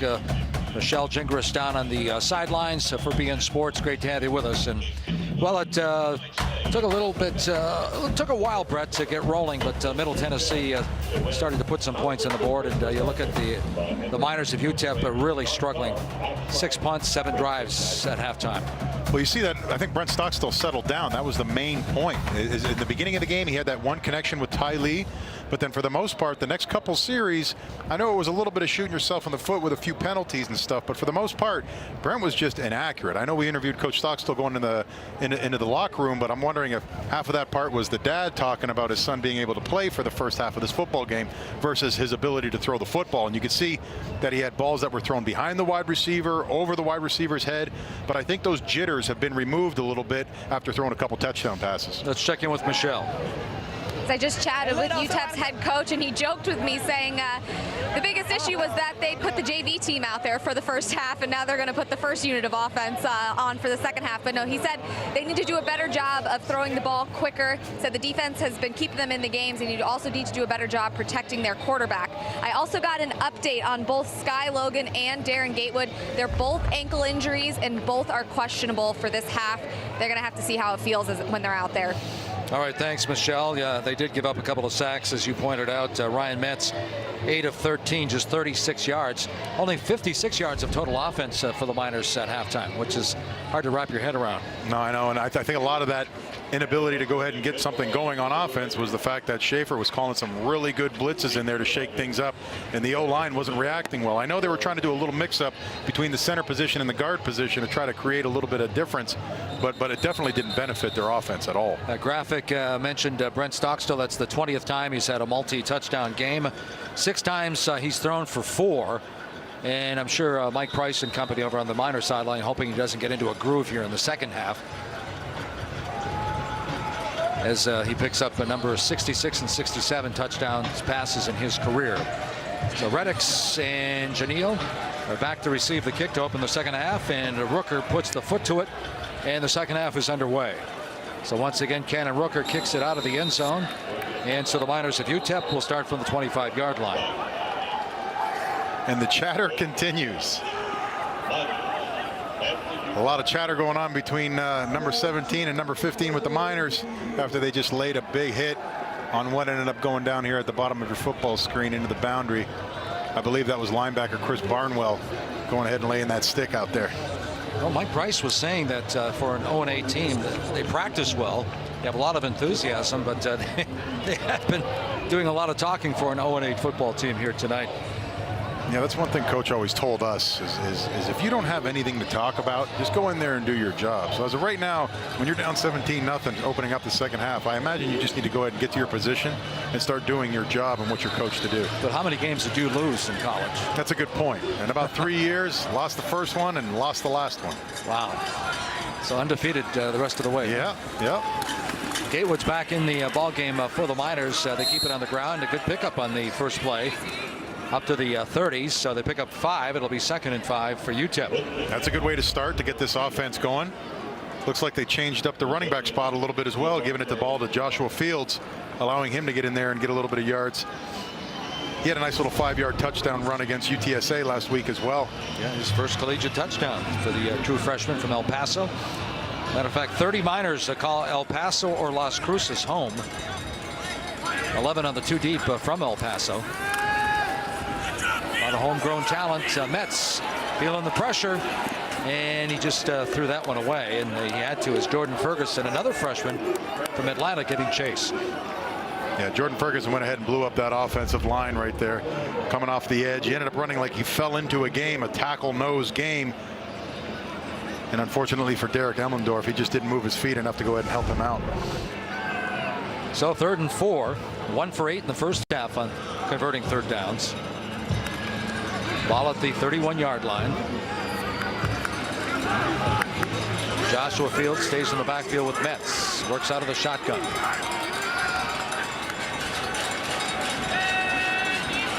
Bluffing Derek Harris on the outside. I think they're going to bring him. Time expires? Yeah, time expires again. UTEP. Oh, they got the timeout right before it expired. It will be 30 seconds.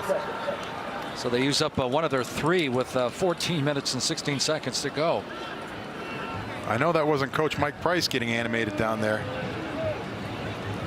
I wonder if that's the offensive line coach, Spencer Leftwich.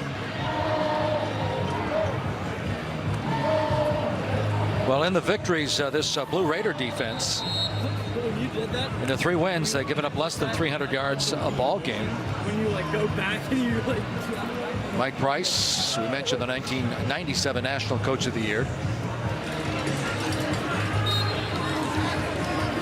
First time he took over for UTEP, he took over a team that were coming off a pair of 2-win seasons, and he led the Miners to 3 bowl games in 04, 05, and 2010. Metz comes out firing, and it's going to be incomplete. The pass was caught by Kavika Johnson, but he ran out of real estate. The one thing that I liked right there on that play, you could see running back Joshua Fields going ahead and picking up this blitz, and even talking with the coaches, the one thing that they really liked and the promising factor that they had with young Joshua Fields was this ability to pick up blitzes. They said he was a smart football player, and right there you can see coming off the edge, he went ahead and aborted his route and picked up that blitzing linebacker off the edge. Blankenship standing back at the 26. Alan Luna, first half averaged a little over 45 yards a punt. For UTEP, Blankenship on the run, catches it over the 40, 45, 50. Inside Miner territory, still on his feet inside the 40-yard line. Well, he had all the momentum when he caught that one. He caught that on the dead run. Yeah, Adrian Hinson ended up finishing him off, but for the most part, you saw defensive back Michael Lewis trying to get in there and took a bad angle quick on that football. 27-yard return for Blankenship. Penalty flag dropped at the 25-yard line. Here's the call. Word of return. Personal foul. Face mask. Kicking team. 15 yards from the end of the run. First down. Wow, that's going to give MTSU. Middle Tennessee fantastic field position on their first possession here in the second half. 6 3 and outs right now for UTEP. Another punt. We're going to take a timeout. 17-zip. Blue Raiders have the ball in great field position. What a great shot again. I swear it was Halloween night here. Murfreesboro, Tennessee. Rick Stockstill sitting on top. You see the rest of the schedule. They need to win this one and then 2 more. And Charlotte shut out again today. Western Kentucky and not playing quite like they expected before the season started. And then Old Dominion having a rough year too. So theoretically they could win. They could win all of them. But of course, as Rick Stockstill says, let's take it one at a time. Yeah, definitely got to take it one at a time. But right now they're not taking any time to get on this football to get it going. You saw Buchanan come right out of that timeout huddle, jump onto the football as fast as possible. So just 4 yards away from the red zone after that penalty. Tucker in motion. Going to give it to him. Oh, here comes Ty Lee. Ty Lee bobbled, bounced it, dribbled it, picked it up, and he has some running room. Ty Lee's going to almost take it to the house. Wow. Couldn't find the handle. It was like a hot potato, and he almost scored. I don't know if you paid attention to what was going on there with Brent Stockstill. Brent Stockstill was your leading blocker on that play. My goodness. I think Coach might have got a little comfortable with the ability to go ahead and take a hit. You can see Brent right here come back.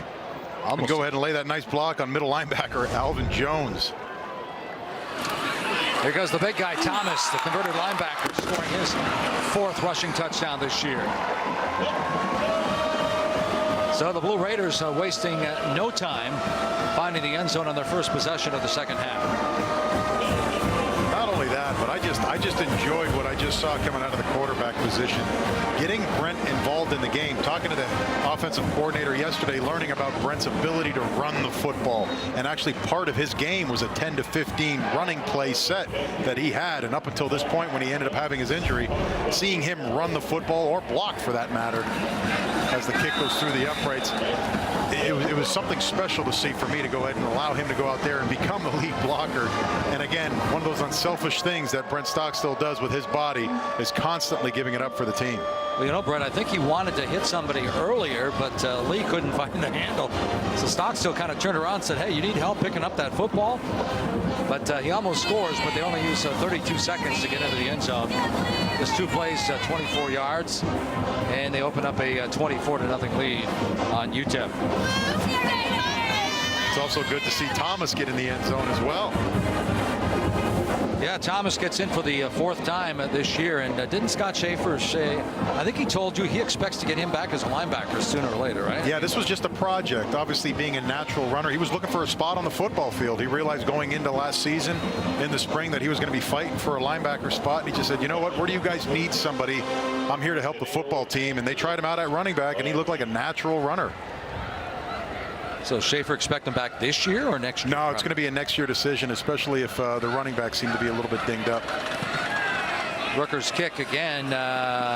Janelle watches it go out of the end zone, so the Miners will have to start from the 25-yard line again.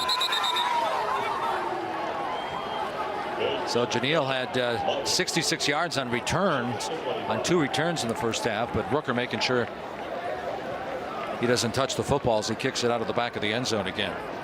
I'm not sure what number Chris Barnwell keeps blocking, number 17 for UTEP, but he just keeps beating on him, driving him out of bounds. We're going to have to switch up and put somebody else in there to go ahead and maybe deliver a little bit of a hit back and repay the favor. Well, the Miners with 6 3-and-outs last week, 6 3-and-outs right now with 13:23 to go in the 3rd quarter as they open up this series at the 25-yard line again. This time dotting the I formation. Mets under center. And another good 5-yard run. They had 5 yards on first down the last series. And then they got bogged down and forced to punt again. Speaking of dot in the center, you got Gatewood back in the game, which is always nice to see. Their starting center coming back in. I forgot to mention that. He was in last series as well. So looks like they got that ankle taped up nice. I was surprised the way he limped off the field that he came back as soon as he did, which is a good sign. Picked up 4 on first down, so it's a 2nd and 6. Wow, here comes pressure again. Mets sidesteps the would-be tackler, but he's just got to throw it out of bounds. In the vicinity of Eric Brown. Yeah, you can see here coming off the bottom of your screen, you got both Blankenship and Khalil coming in off the edge. But again, you had number 20, Joshua Fields, sitting in there and going ahead and picking up that outside blitzer, reading what the fullback ended up doing, and he ended up getting the 2nd man in there. It's a great job by the young freshman. Yeah, that's one thing that a lot of running backs, good running backs, don't pick up, huh?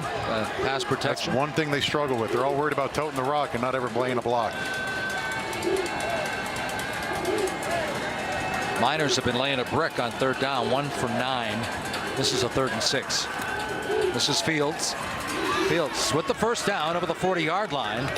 So the freshman Joshua Fields gets up close to about the 44. And they're going to move the chains. You saw Racavian Poydras giving the center all he can handle right there with Gatewood, but just ended up missing the tackle. And that's what you're going to get when you got a big 5'9", 185-pound freshman running up the gut in the A gap. That's the 4th time the Miners have moved the chains. 4th first down. Snap at the 43. Fields again. Boy, bounces off of a would-be tackler, gets up close to the midfield stripe.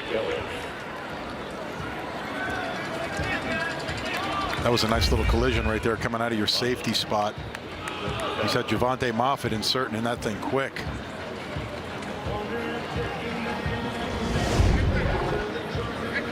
With Fields at 5'9", 185, that looked more like 215 pounds. Yeah, he runs big. That's the one thing I'm noticing about him. He's a big runner and he's violent. He likes to get downhill. He's not much of a juke back as of right now from what we're seeing. Fields dots the I again, gets the call, hits the left side. Got to get down to about the 47. It's going to bring up a 3rd down and maybe 2. Maybe a yard and a half. He's kind of got that Frank Gore style of running where he has really good vision. He's low to the ground. He gets behind his big offensive lineman, and especially with the size of UTEP's O-line, he might be able to hide behind a few of those guys, and then all of a sudden that linebacker finds himself in the hole, and all of a sudden he's got his chest exposed for young Joshua Fields to go ahead and put his helmet in it. Your best year at Miami, what did you average rushing at Gaines? Oh my goodness. It depends which running back you're talking about. Here's a good run by Fields inside the 30-yard line. Finally, Moffitt jumps on his back at the 20-yard line. So Joshua Fields comes in averaging 2.5 yards a carry. Those numbers should go up tonight. Yeah, you can see again, you got the big pulling guard right now. Hernandez driving his man into the ground, and then that's going to open things up for Fields. The minute you keep grinding and getting 3 or 4 yards a pop, that's what's going to be bruising upon the defense. That's when you're going to get the arm tackles. That's when you're going to start getting the big 20-yard runs. That one goes for 28, down to the 20-yard line. They spotted at the 21. Fields again, and gets just inside the 20-yard line. So last week they were 2 for 2 in the red zone, both touchdowns. So the Miners trying to get on the board now. 10 minutes and 5 seconds to go, quarter number 3. And they keep riding that Fields train. I haven't seen Dove come in. I haven't seen Wadley come in. They're going to give this whole drive to him right now. He's earned it. Picked up a yard on the last carry, so it's 2nd and 9. They got both those A gaps. Both centers, both shoulders on that center are going to be covered right now by those linebackers inside. I want to see if they're going to bluff and butt out of there. Mets quick release. As his man, it's Eric Brown just shy of the 10-yard line. Minter wrestles him out of bounds. So Brown with 3 catches for 52 yards last week. That's his first catch here tonight. Now you get down here where the field's a lot wider than it is longer, so the opportunity to throw the football kind of gets slim to none. Your package goes a lot smaller than what the card says right now, so I'm wondering if they're going to be coming out with a run play or if they're going to be coming out with a pass play on this one. Well, they haven't been in the red zone a lot this year, but 11 touchdowns and 13 tries. As we mentioned, 2 for 2 last week. This is a 3rd and 2. Fields tries to slip through. It's going to be stopped. Now you're down 24-0 and clock is running. Do you go for it here, Brett, or you just get the points? Right now you need to go for it, especially with this big offensive line right now that you're dealing with. You need to go ahead and see what you can do. You had Trey Philpotts on there. You had Tyshawn Render going in there and making tackles. Your offensive line needs to step up at this point, especially with how big these boys are. Go ahead and make a hole for your running back to get him into the end zone. They're 4 for 11 on 4th down, 36%. It's going to be 4th and about 2 yards to go. Have to get to the 11-yard line. McKee, the fullback, in front of Fields. Fields gets the call, keeps those legs going, and moves the pile. It looks like he's going to have enough for the first down. Yep, ref is signaling move the chains. So both teams converting 4th down plays. Again, they're going back to the running behind the big fella right there. Hernandez doing all that he can to create a hole for him. And then in comes Elmendorf. That whole offensive line is trying to push the pile. Yeah, they pushed it just far enough down to the 10-yard line to pick up the first down. So it's going to be 1st and goal.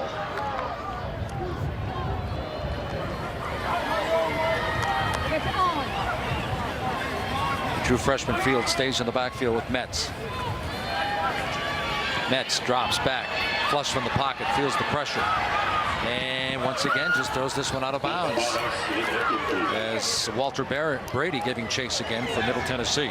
You know what, I'm wondering if Metz is able to see his progressions as he's going through right there, because I watched number 13 Eric Brown that was into the boundary that ended up having a slant going across the linebackers' faces. That was pretty open. I imagine that if Metz wanted to sit in there and deliver that football, that could have been about a 4 or 5 yard gain on that play. So it's 2nd and goal. There you see Eric Brown right there. He's been starting the last 3 games for him. He got his first start in October, and against Southern Miss, he ended up having 7 catches for 118 yards. That's pretty impressive. Fields has been impressive on this drive. Gets it down to about the 7-yard line. And again, it's going to be a third down, 3rd and goal. And you talk about all the injuries that Middle Tennessee has had. This UTEP team went into week 3 0-2, and they already had 10 guys out with injuries. 10 guys out in week number 3. See, I know a lot of that stuff is fluky. You can't control guys falling on top of your knees, but when you have that many decimated injuries, decimated roster spots, you got to look at the offseason program to find out what they're doing. 3rd and goal from the 8. Mets. Fires, looking, and this one's almost picked off. That's in the intended receiver. Good coverage in the secondary by Javarius Ward. I know Batson, they wanted a call on this one, but both players right now are fighting. Both of them are hand fighting, and they're both doing the same exact thing to each other, trying to get position for that football. You got to appreciate the effort right there. Javarius Ward.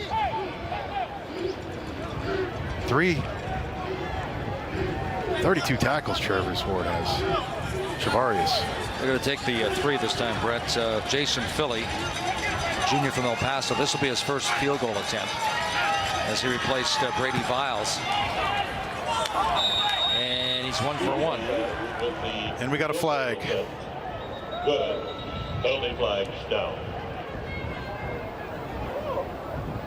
Brooks is saying it's against UTEP, so they might take those 3 off the board.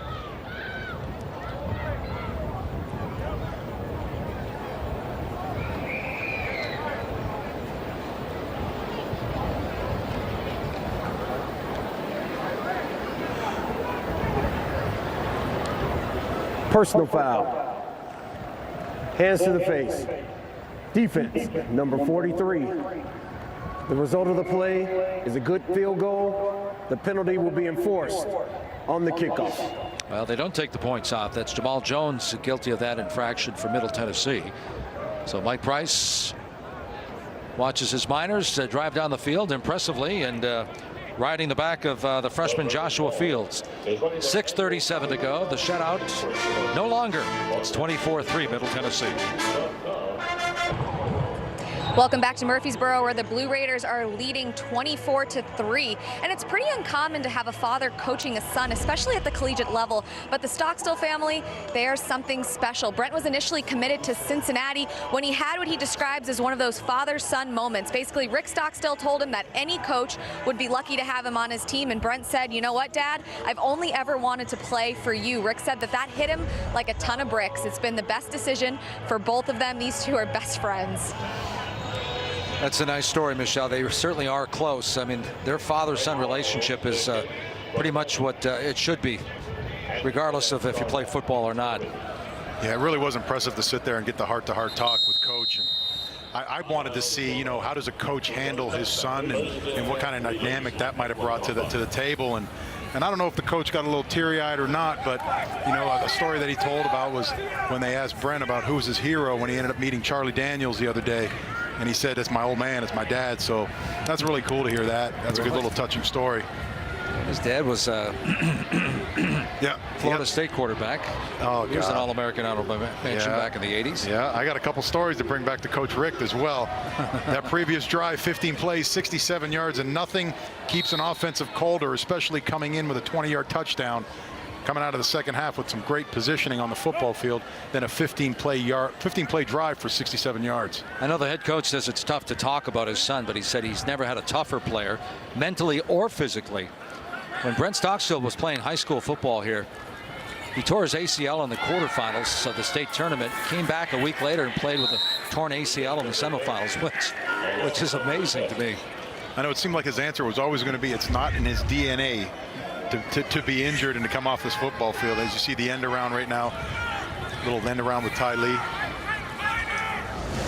Notice Tony Franklin, though, said he did not call any running plays in practice this week. He said if he started calling them, he'd be too tempted to use Stockstill in the running game, because that was the game plan when the season started. He said he was a mediocre runner when they first came here, and he's evolved into a pretty good running quarterback. And we all know what he can do with his left arm. 67 touchdown passes in his career. Thomas gets up over the 30. Got to get to the 35 for the first down. It's going to bring up a third down.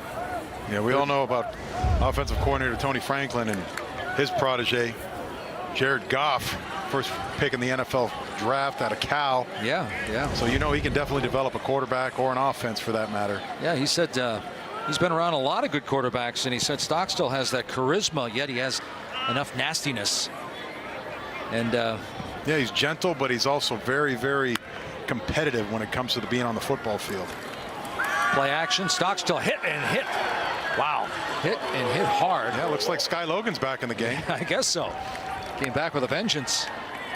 That's going to be his first sack of 2017. It's going to bring up a punting situation. That's one of the things about UTEP's defensive front is it seems like they're having a hard time getting sacks. It's one of those things where it's always going to be, whether it's the corners or the defensive backs or the linebackers, it might be just the way that the defense is designed, but very rare you're going to see a sack coming out of a defensive lineman for UTEP. Bonnety's just inside the 10-yard line.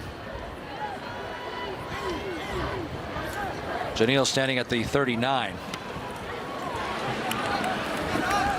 Backtracked all the way back inside the 30-yard line. Looking for the wedge, and the wedge, well, he found a little bit of a, oh my gosh. He found a little bit of a wedge, and then all of a sudden, number 94, Tyson Render came flying out of nowhere.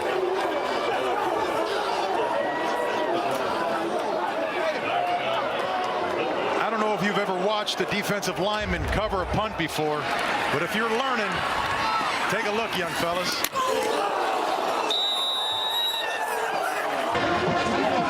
Welcome back, as we just came off of probably one of the most climactic hits that we've seen all weekend in college football. This is what happens when a defensive end who weighs 245 pounds comes into contact with a wide receiver weighing $180 after running a 40-yard dash straight down the football field.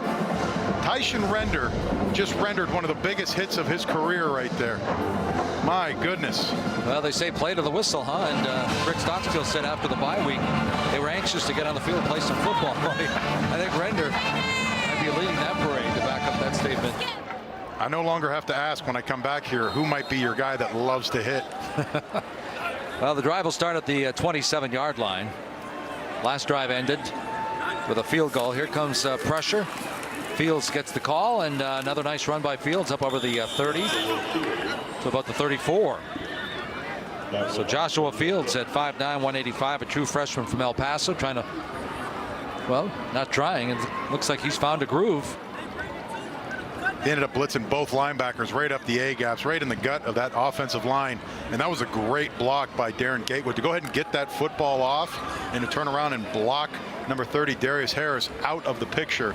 That was a great job by him. Fields picked up 6, so it's 2nd and 4. Here comes pressure at Blankenship coming off the top untouched. Sack. Now, you can't leave Reed Blankenship alone. I think they nicknamed him Smooth. I've been hearing it from up here. He definitely was smooth coming off that top edge. They didn't see that. Yeah, with a capital S. Yeah, that's Sterling Napier. He needs to go ahead and go all the way outside. He is the pulling blocker on that play right there. And he obviously didn't see Blankenship coming off the end. 3 sacks in the ball game. That's 18 on the year now for Scott Schaefer's defense. Blankenship, a true freshman from Athens, Alabama. He started from day one, hasn't he? I think Schaefer's defense here. Not the biggest guy either. He's only 175 pounds. Yeah, now we're starting to see a defense swarm. You could see what, honest to God, you could see on special teams what a big hit does to a defense. They feed off of that stuff. That's the stuff that makes them get out there and want to take part in the action. Right there you had DJ Sanders. Now you got Darius Harris in there. Soon you're going to see Khalil Brooks, I imagine, making plays. These guys thrive off of big hits. It's the ooh and ah factor that gets the crowd going, and you can see them feeding off of that. Like rabid dogs, huh? That's that defense. That's that mindset. They've never been accused of being intelligent, but they're definitely aggressive and active. Jeez. Little shot thrown at the defensive side of the football there from the offensive player. Luna just over his 10. High spiral kick. Blankenship calls for the fair catch just inside the 30 at about the 28-yard line. So 2 minutes, 11 seconds to go. 24-3. Middle Tennessee back in control now. So, boy, Devin Singletary, 244 rushing yards last week, 203 in that victory against Marshall last night. And how about Brad Muhammad, too? 10 tackles and 2 picks against Marshall. That's that South Florida football right there. And then obviously special teamer Isaiah Harper out at Old Dominion going ahead and getting a nice little kickoff return action going on. 7 3-and-outs right now for UTEP, but gives the ball back to Middle Tennessee, and Anderson takes off. He had a slow start, but he had 58 yards in the first half. Mentioned in the last 5 outings, he's had a couple of 100-yard games. You can see him here breaking through the line. You just don't want to leave your feet right here. This is the one thing where he didn't realize that you had another player right there ready to go ahead and deliver that blow. Mentioned 2 rushing 100-yard games. I should mention the 100-yard receiving game he had against UAB, the game we called. Anderson again, a little stutter step. Too much dancing, doesn't get to the 40-yard line. Yeah, that's the one thing I didn't like about that right there. He's not big either. He's 5'8", 170 pounds, and when you're behind the line of scrimmage like that, you got to find a way to get out of there. Whether you got to put your shoulder down and just try to deliver a blow and maybe get a yard or 2 as opposed to getting caught behind the line.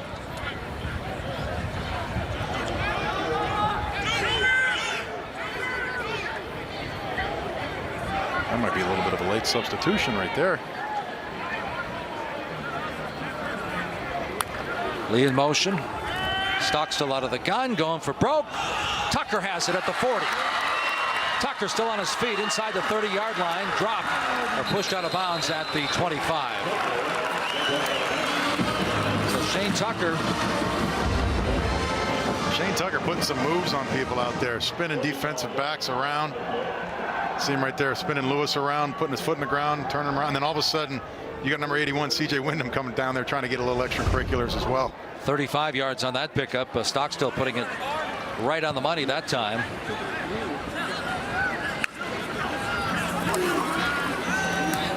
Ty Lee wrestled down at the 22-yard line. Yeah, we mentioned Aaron Jones with 147 yards against Middle Tennessee. Shane Tucker had 101 rushing yards against UTEP in that ball game. A lot of these guys are multifaceted. I think what happened is they start losing players at certain positions and they have to start switching guys around. And it just seems like this team is a voluntary, I'm going to go ahead and take over for whoever needs it kind of thing. It's one of those things that I think Coach Stockstill really enjoys about coaching this program. Well, they didn't snap the ball before the 15 minutes of the third quarter expired. End of the third quarter. So we're going to head for the fourth quarter right now. Blue Raiders on the move, in the lead, 24-3. And they'll open up the fourth quarter at the 22-yard line. Ty Lee picked up the hot potato, but Thomas gets the touchdown. Stockstill has a couple of scoring strikes, and Middle Tennessee has the 24-3 lead, heading for the fourth quarter. Well, Middle Tennessee trying to become bowl eligible for the 9th time in the last 12 years. They have to win 3 games. Well on their way here for number 1 as we take a look at the top 25 of the college football playoff rankings. And boy, what were the numbers on? You see Ohio State and Penn State now both with 2 losses, but what was the numbers with Baker Mayfield at Oklahoma? 598, if I'm not mistaken, and 6 touchdowns. 62-52 as they knock off Oklahoma State in the Bedlam series. Wow, 598 yards, 6 touchdowns. That's quite the day. They had a nice little piece on him earlier this afternoon, too. I got to learn a lot about him. He seems like a Miami kind of guy. Loves the trash talking. I was going to say, explain yourself after this play, but I guess you just did. Stockstill looking, and Ty Lee diving to no avail. Yeah, it looks like coming out of the half right now, you had a nice little short field that they were able to capitalize on, not adding much yardage to their drives. Right now they're at 286 yards, and UTEP's at about $125, so still at less than half. But you could see them going for that shot right away, trying to get off the football field, with Brent trying to connect with his receiver, Ty Lee. So Stockstill on 12 of 28 for $180 and a couple of touchdowns. Well, last year he missed 3 games at the end of the regular season, went to Hawaii, played in the bowl game, and threw for 432. Wants to put it up again, but the whistles and the flags will blow this one dead. Yeah, I'm not sure on some of the statistics that they keep trying to feed us. Is his projected yardage, his projected touchdowns. Number 74. As Middleton gets a little bit of an offside shot right there. Third down. Dealing with the center on that one. Robert Bohannon But yeah, they're talking about he's got 15 games left ultimately. I think that's what he's kind of guaranteed here. He's got 3 more this year. If they do make a bowl, obviously they're going to add another one, but that he's got his 12 next year. So, but again, staying healthy. He's missed quite a bit of time. 3rd and 12 for the Blue Raiders right now. The ball at the 27-yard line. Speaking of that bowl picture, 39 bowls, and right now the projections are at least 2 5 and 7 teams will play in bowls. So you wonder how many Conference USA teams will wind up with. This one's going to be picked. Yeah, I saw that a mile away. That was basically triple coverage.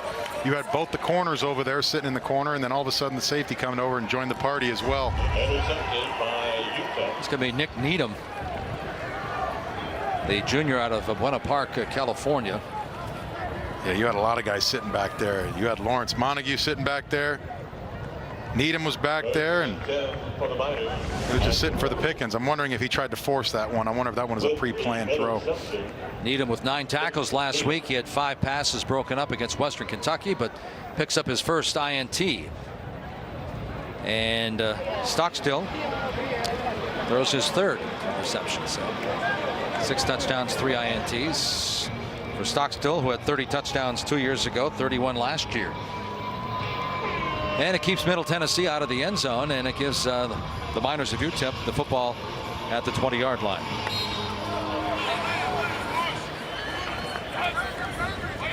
Ryan Metz still at the controls for the Miners. Looks like they're trying to take advantage of that center. Maybe he still had a bad wheel or not, but he seems like he's protecting those A gaps very, very well. Those are his outside shoulder gaps, and they continue to bluff that defensive blitz in the front. Metz flush from the pocket, and he better get rid of that one. As the play started at the 20-yard line, he ran all the way back into the end zone. You know what I like on that? I get to see Tyshawn Render in the football game now a little bit more. Looks like coaches are giving him more of an opportunity to get in there and create a little bit of havoc. Clearly they see that he's playing on another level tonight. Hard work will pay off, give you a nice little opportunity in there to try to create a little bit hurry. So 2nd and 10.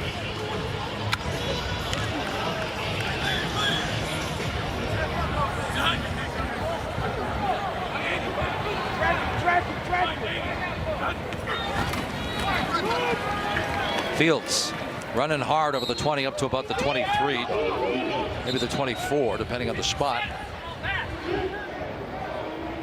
So I think Joshua Fields, as they go deeper into this football season, has solidified his playing time. Should go up. He came in with 28 carries on the season. He just may open up as a starting back next week. He's got 15 carries now, 15 and counting, 84 yards. His first touchdown last week. He could have his first 100-yard game here tonight. Just rushing 3. Reddix. And Reddix catches it at the 29. He's hit immediately. Yeah, Michael Minner was there. He didn't have any room for error right there. You can see him. He doesn't even look off the wide receiver at all or the safety. He's going directly. You could see him going to Reddix immediately. The one thing about this defense for Middle Tennessee is what I like is they continually do very, very well when it comes to big-time games. 4th and 1, Metz on the quarterback sneak, and I don't think he's going to get it. No, as I was saying, don't sleep on Middle Tennessee's defense. You had big 92 Ty Nixon there plugging up that hole. You can see him right there pushing the center back. You're trying to do a short yardage play like that where you're trying to get pushed with your center who's coming off of a bad ankle injury. I'm not sure if that was the right call. I think earlier in the game Metz ended up going ahead and bouncing it outside a little bit, but right there he decided to stay right behind the center. But again, you're dealing with a team that held Bowling Green to 1 yard rushing. 1 yard. That's all Bowling Green ended up getting. They had 6 sacks against Syracuse. And again, in that second half of the Vanderbilt game, they only allowed 122 yards of offense for Vanderbilt. And 30 of it was in the 4th quarter. Yeah, much improved defensive team here at Middle Tennessee. And UTEP had converted their last 2 4th down tries, but not that time on the quarterback sneak. And it gives Stockstill and company the ball at the 29-yard line. Anderson in the backfield. But Stockstill wants to throw it. And he goes far side to Ty Lee. Penalty flag dropped at about the 11-yard line. Josh Ortega was in there relatively quickly as well. Brent was supposed to get rid of that football a lot earlier. It looks like the coverage on Ty Lee was pretty solid, or he was just waiting for Ty to turn his head around to go ahead and get the football.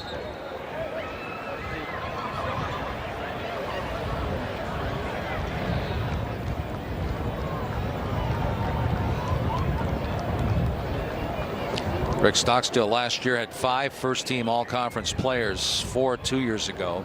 Decimated with injuries. I liked the last time we talked to him before the UAB game. He said Alabama and Clemson lose key players. It hurts.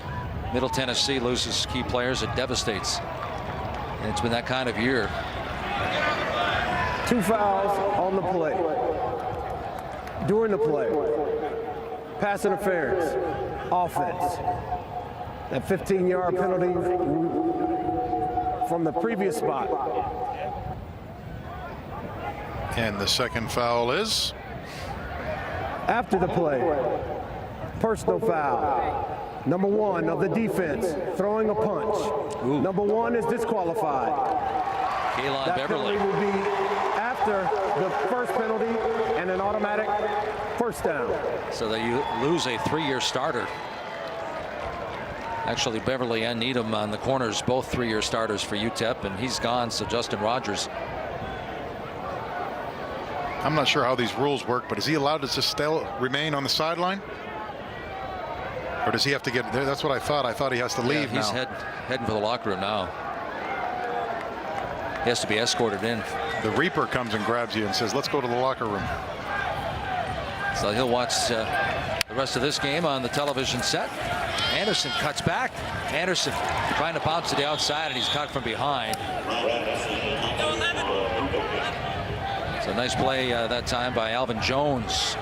Jones doesn't catch up to him. Anderson might have been off to the races. I'm surprised on how quick Jones is. He's 230 pounds, a little bit shorter at 5'11", but able to explode and get on that smaller running back, Anderson. He's your team leader. He does everything right. Listen to coaches talk about him. He's your leader with the 70 tackles. And he's got actually 2 forced fumbles in the last couple games right now. And coming into those 2 games, he never had one for his whole career. So it was nice to see his efforts paying off. Well, the last minor with 100 tackle season was Mr. Jones. Yeah, they say he's on pace to get that 100 this year as well.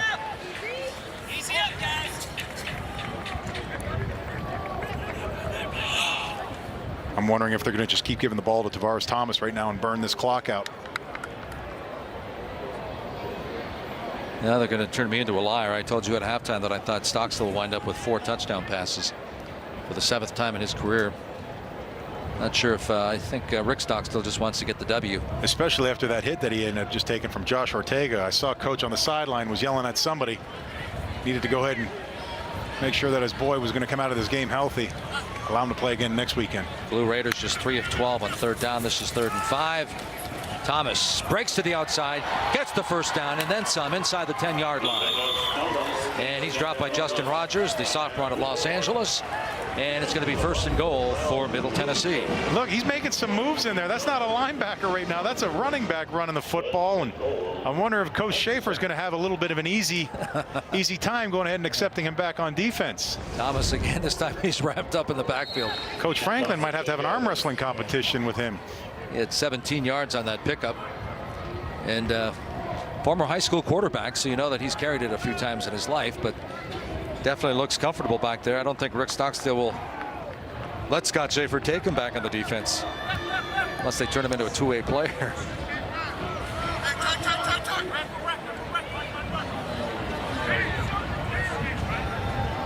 So it's 2nd and goal at the 10.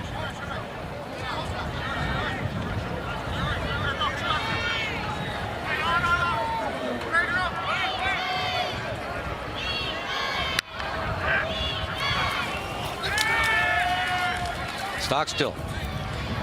Another touchdown. That's 3. Nice. He went up high and got that one. Tavon Salter.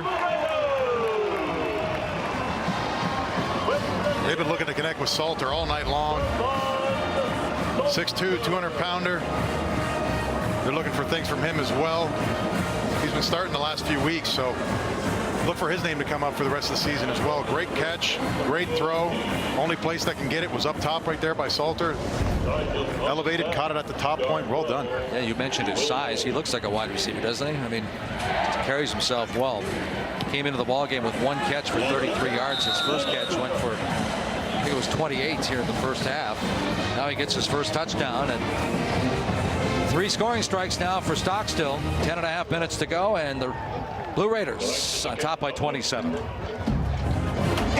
The Miners of UTEP go for it on 4th down unsuccessfally, and so the Blue Raiders, all they have to do is go 29 yards in 5 plays, 2:46, and they open up a 30-3 lead. As we mentioned last year, 10 times they scored at least 30.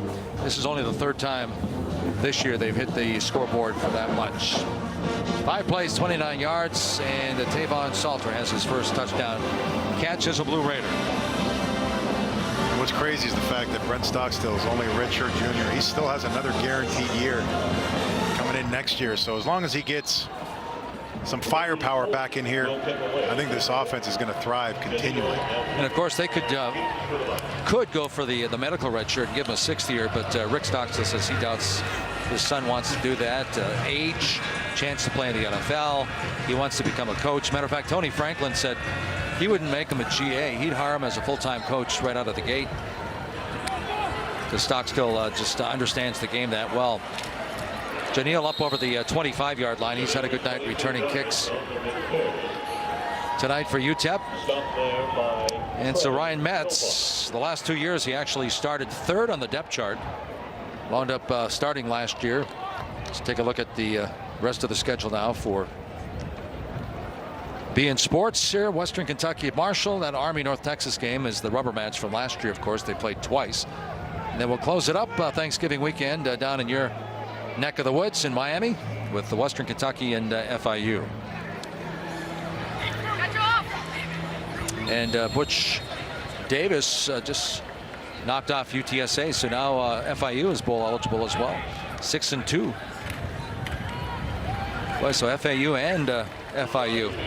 Yeah, I tell you, I keep pumping up South Florida football, but legitimately now a lot of these rosters you see in Conference USA do accompany a lot of kids from Florida. There's a lot of talent, especially south of I-4, which is that Orlando highway that basically cuts a line across the southern part of Florida. And the amount of kids that get to go to these other schools from South Florida can now have the opportunity to stay in South Florida and play some real competitive football with Butch Davis, Charlie Strong, Lane Kiffin, and of course Coach Richt at the University of Miami. Who gets the Florida job, you think?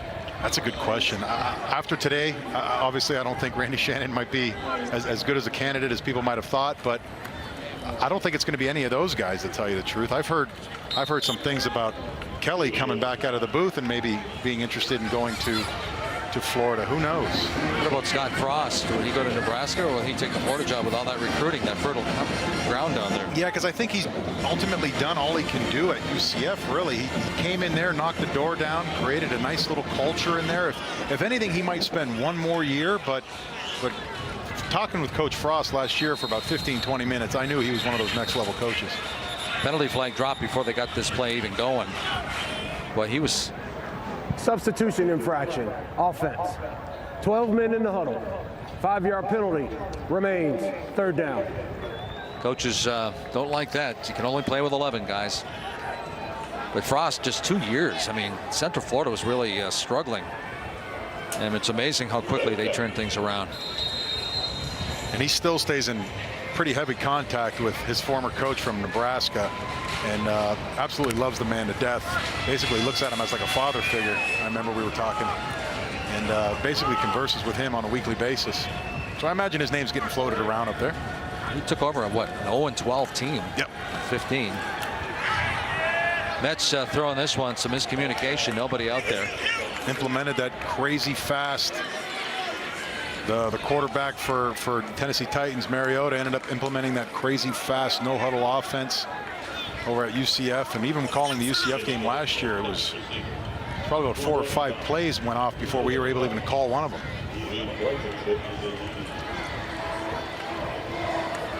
Blankenship back at the 30. Luna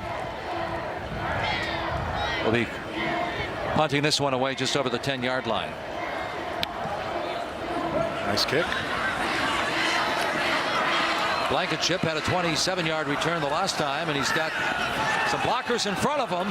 Blankenship, the two freshmen, over the 45 and dropped just over the 50 inside minor territory. That was not smart by Charvarius Ward at all. At all. There was no need to do that. The tackler was nowhere near him, and all of a sudden you got Michael Lewis or Janelle, I can't remember who it is.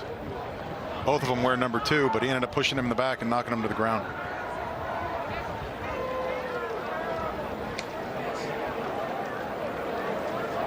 Wait the call by Jay Edwards. During the return, illegal block in the back. Receiving team, number 2. 10-yard penalty. First down, Middle Tennessee State. Half the distance.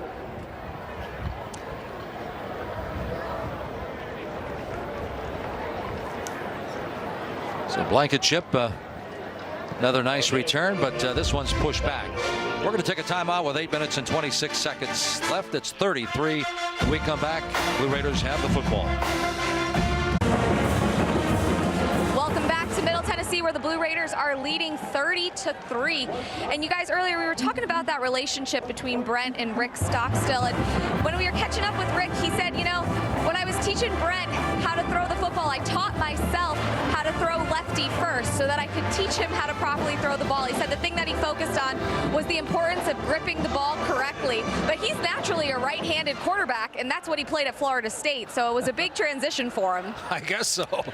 Learning how to throw left-handed, that's an amazing story. They changed quarterbacks now, so I guess Stockstill, who has 3 scoring strikes, will not get number 4. Kyle Banks, the redshirt freshman out of Georgia, takes over now for Middle Tennessee with 8 minutes and 12 seconds. I don't know why I find that so funny, but I don't know if I can learn how to throw it right. I'm a lefty, but I don't know if I could learn how to throw it right. I maybe grip the ball, but I don't know if I could throw it very well. The things that fathers do for their sons, right? Must have taught him pretty well, obviously.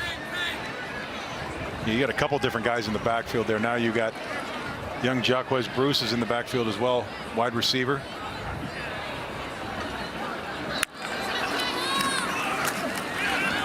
Going to be Bruce with the call. Redshirt sophomore out of Knoxville, came in with 27 carries, 8 catches on the season.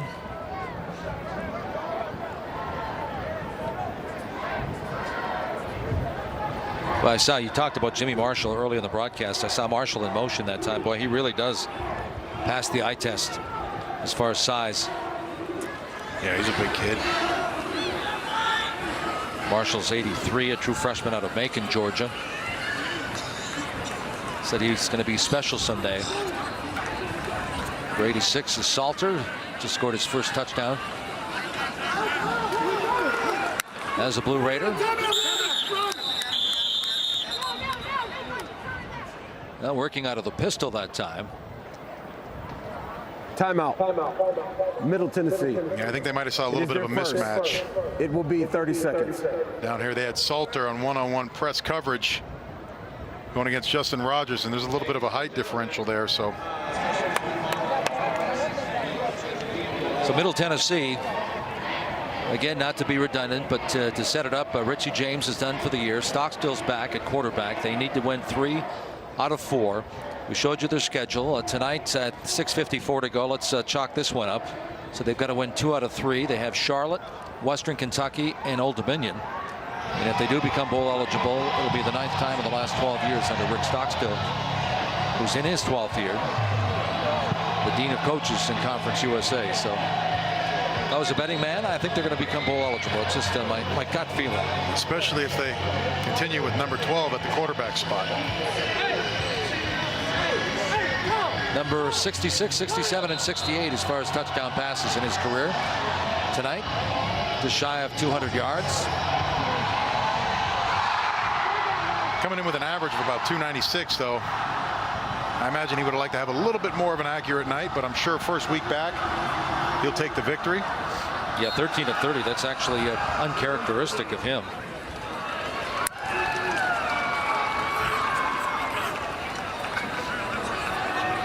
Once completed 42 passes for 434 yards against Western Kentucky. He once threw 65 passes against Vanderbilt last year. Here goes Thomas. Say goodbye to the linebacking position. Thomas rumbles over the 45 all the way up to the 48-yard line. And what was remarkable to me was when we asked Tony Franklin about Thomas and wondering if he's going to be staying on the offensive side of the football, Franklin basically offered him up and was like, no. Unless we got something going on with the linebacking position, I think we're going to be keeping him back over on the other side of the football next year. I beg to differ. After tonight's performance, I beg to differ. He might get real comfortable sitting back there. Just picked up 38. Well, with 6.5 minutes to go, or 6:21, he might wind up with a 100-yard game.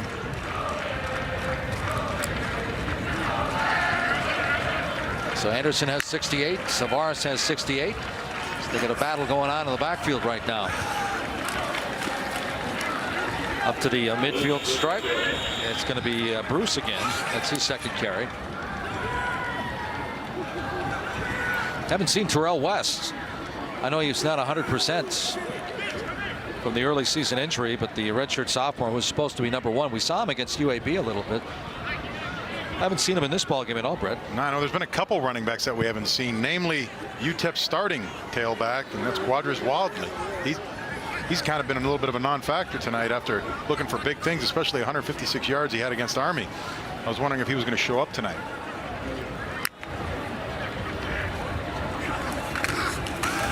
Bruce spins his way and keeps those legs going inside the 45-yard line to the 44.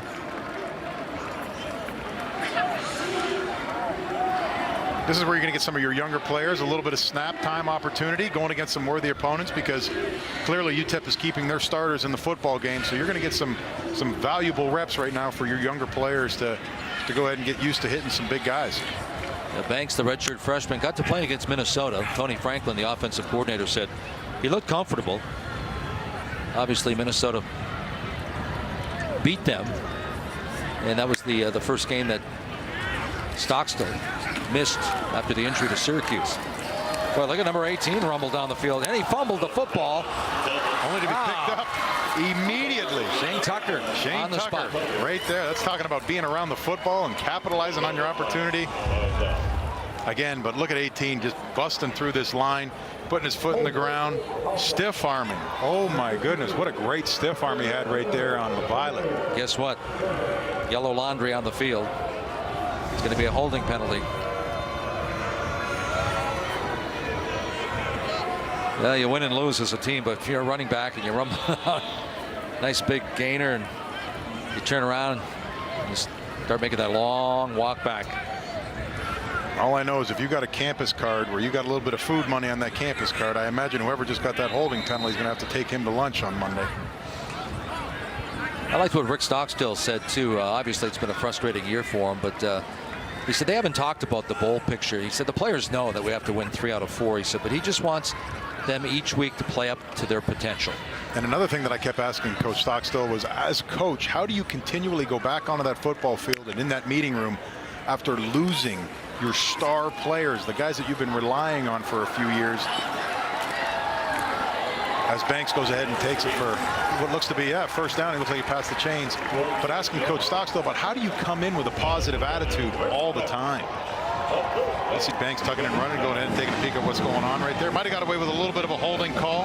I liked what his answer was to that question you asked him. Yeah. Said, just don't flinch. Don't flinch. Don't flinch. Obviously, there's a reason why he's been here for 12 years and taking kids to bowl games is because of that attitude right there. Desmond Anderson just checked in as a wideout. Split out to the wide side on the near side of the field. Twin receivers up top and at the bottom. But Bruce gets the call, looking for the edge, cuts it back, and Bruce is stood up after a nice run. Adrian Hinson was there to go ahead and deliver that blow. You can see him, a nice little zone block. Clearly they're just trying to run the clock here, and stepping up right away was number 12 Adrian Hinson from that safety position.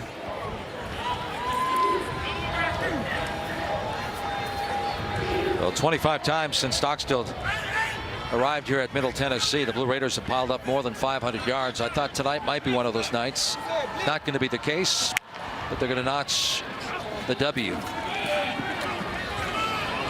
As one of the backup running backs bouncing to the outside now, getting a carry. That's going to be Terrell West. Shouldn't say backup. He was supposed to be number 1, and that's the first time we've seen him tonight.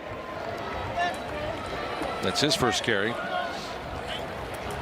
Came in with only 8 carries on the entire season after getting dinged up. They ended up just pulling the center out. Looks like Robert Bohannon's job for the evening is over with as Josh Fannin goes ahead and takes over the snapping duties. Decent sized sophomore, 6'3", 280 pounds.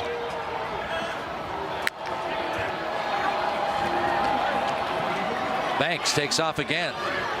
Banks inside the 15-yard line. Penalty flag dropped way back here at the 29. Looks like another hold. Again, pulling both backside linemen.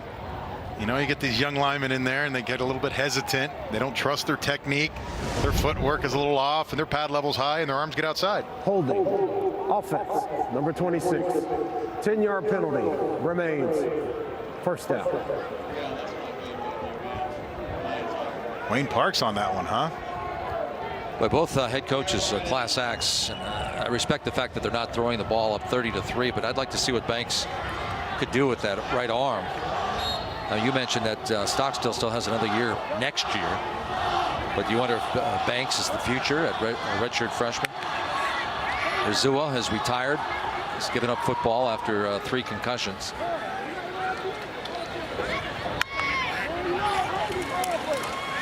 West. No, Banks again. Nice fake. Banks is wrapped up just inside the 35-yard line.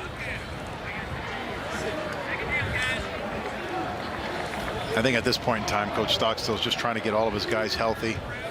Get the younger guys, the guys that haven't seen the football field, get them a few reps in there tonight. Get a little sweat in their shoulder pads and take it on into the locker room, congratulate each other, and move on to the next one. 90 seconds before they put this one in the books as a Middle Tennessee victory.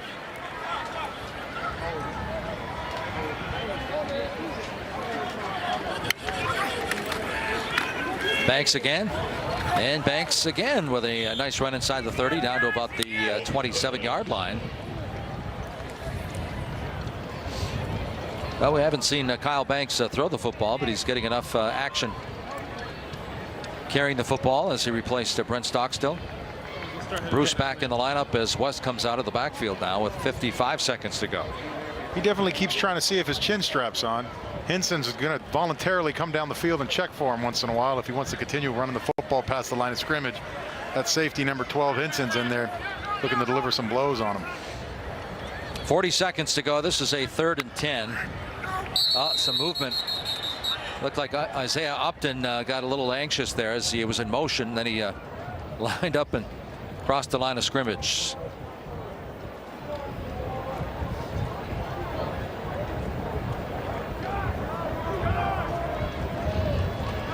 Now they're pointing towards the UTEP, but it's definitely against number 9 Isaiah Upton, a redshirt sophomore from Nashville. 34 seconds to go. False start. Offense, number 55. 5-yard penalty. Remains. 3rd down.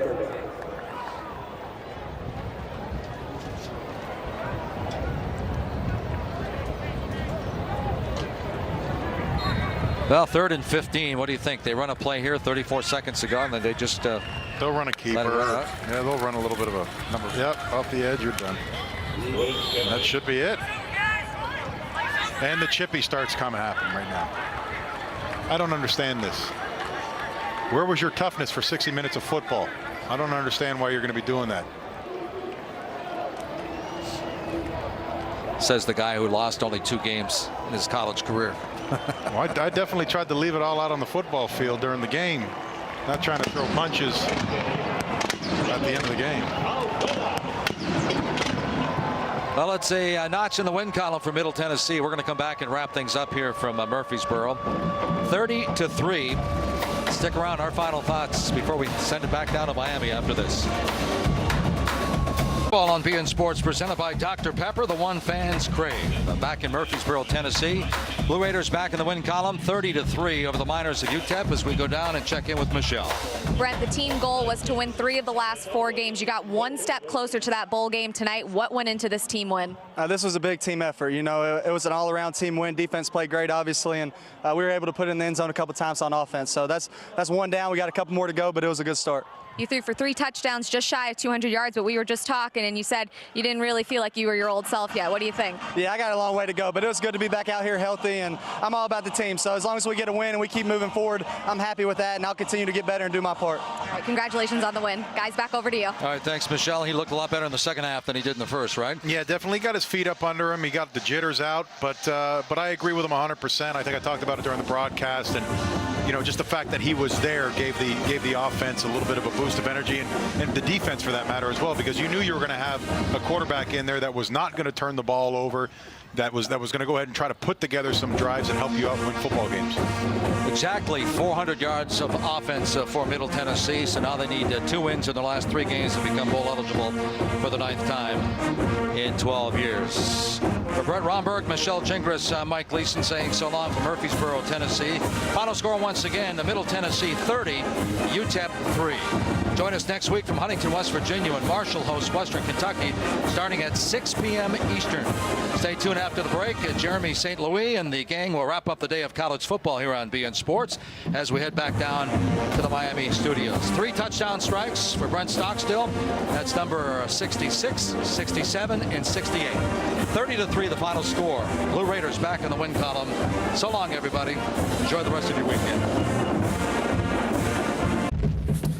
Thank you. Welcome back inside our Miami studios. She wasn't talking to you. Yes, she was. Yeah.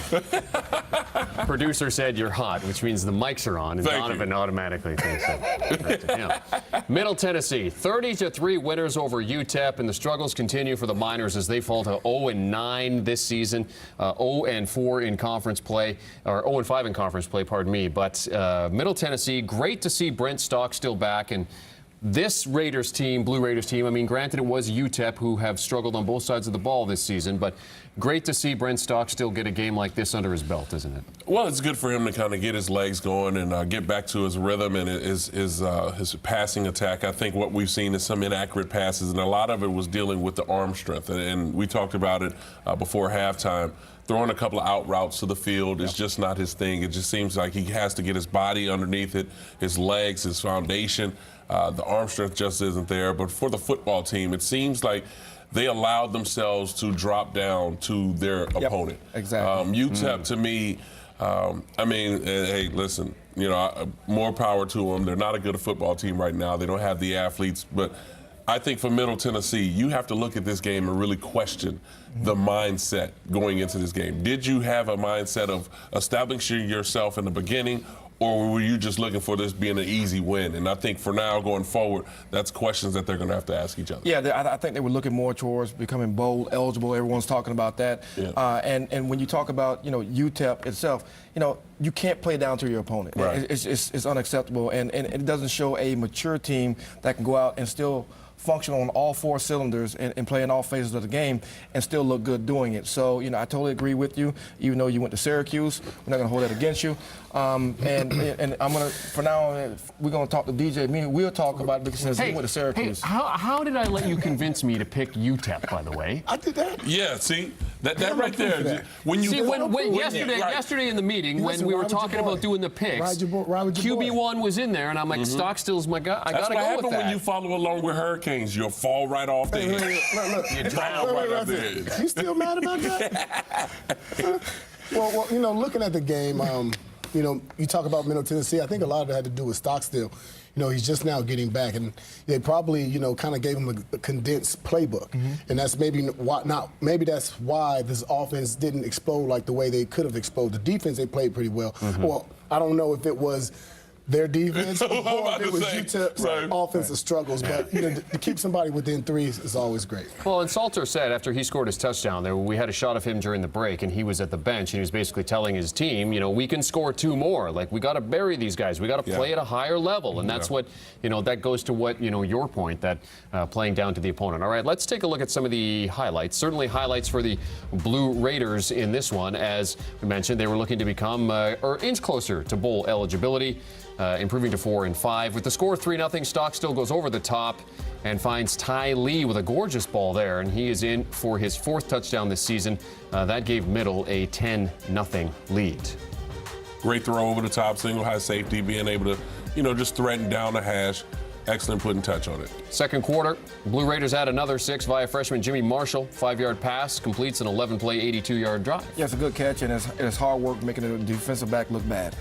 4th TD of the season for Stockstill, 67th of his Middle Tennessee career. Definitely miscommunication between the 2 DBs and the linebackers back there, tripping each other up for an easy throw and catch. Here's Tavares Thomas with the score 17-0, finding his way in. Thomas, the linebacker, and there's some debate about whether or not he's going to continue to play running back or on the other side. Or You're lined up at the 5-yard line and you let a runner run into the end zone free untouched. That's basically goal line. That should never happen. That's why they're over. Yeah, 4th touchdown this term for Thomas. Of course, remember he had 3 in one game. With the score 24-3, Stockstill puts this game on ice if it wasn't already. 3rd touchdown pass to Tivon Salter.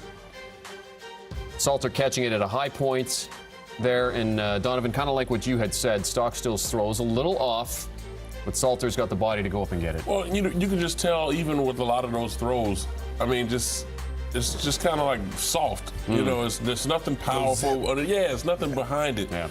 And you just wonder after this game, first of all, how he's going to feel, if he's going to be sore. And secondly, what's the direction he's going to go in at this particular point? Will it make him stronger? What will happen after the rest of the season? And Mike Price with the slow walk off. UTEP managed just 137 yards of offense in this game. Middle Tennessee had 400. Mets finishes 10 for 23 for 48 yards. Joshua Fields, who impressed last week, impressed in the second half of this game too. 17 carries, 87 yards, and a touchdown to no touchdown, 5.1 yards per carry. Stockstill 13 of 30 for 190, 3 touchdowns and a pick. And it was Thomas with 9 carries, 68 yards, and 1 touchdown. The linebacker, the leading rusher. I like it. Middle I like it. Tennessee. Yeah. You were a running back coming out of high school. Hey, man. 6 first downs to 18. So, it's kind of one of those. I was going to say both ways. I can tell you was waiting for it. Not like there's anything wrong with that nowadays.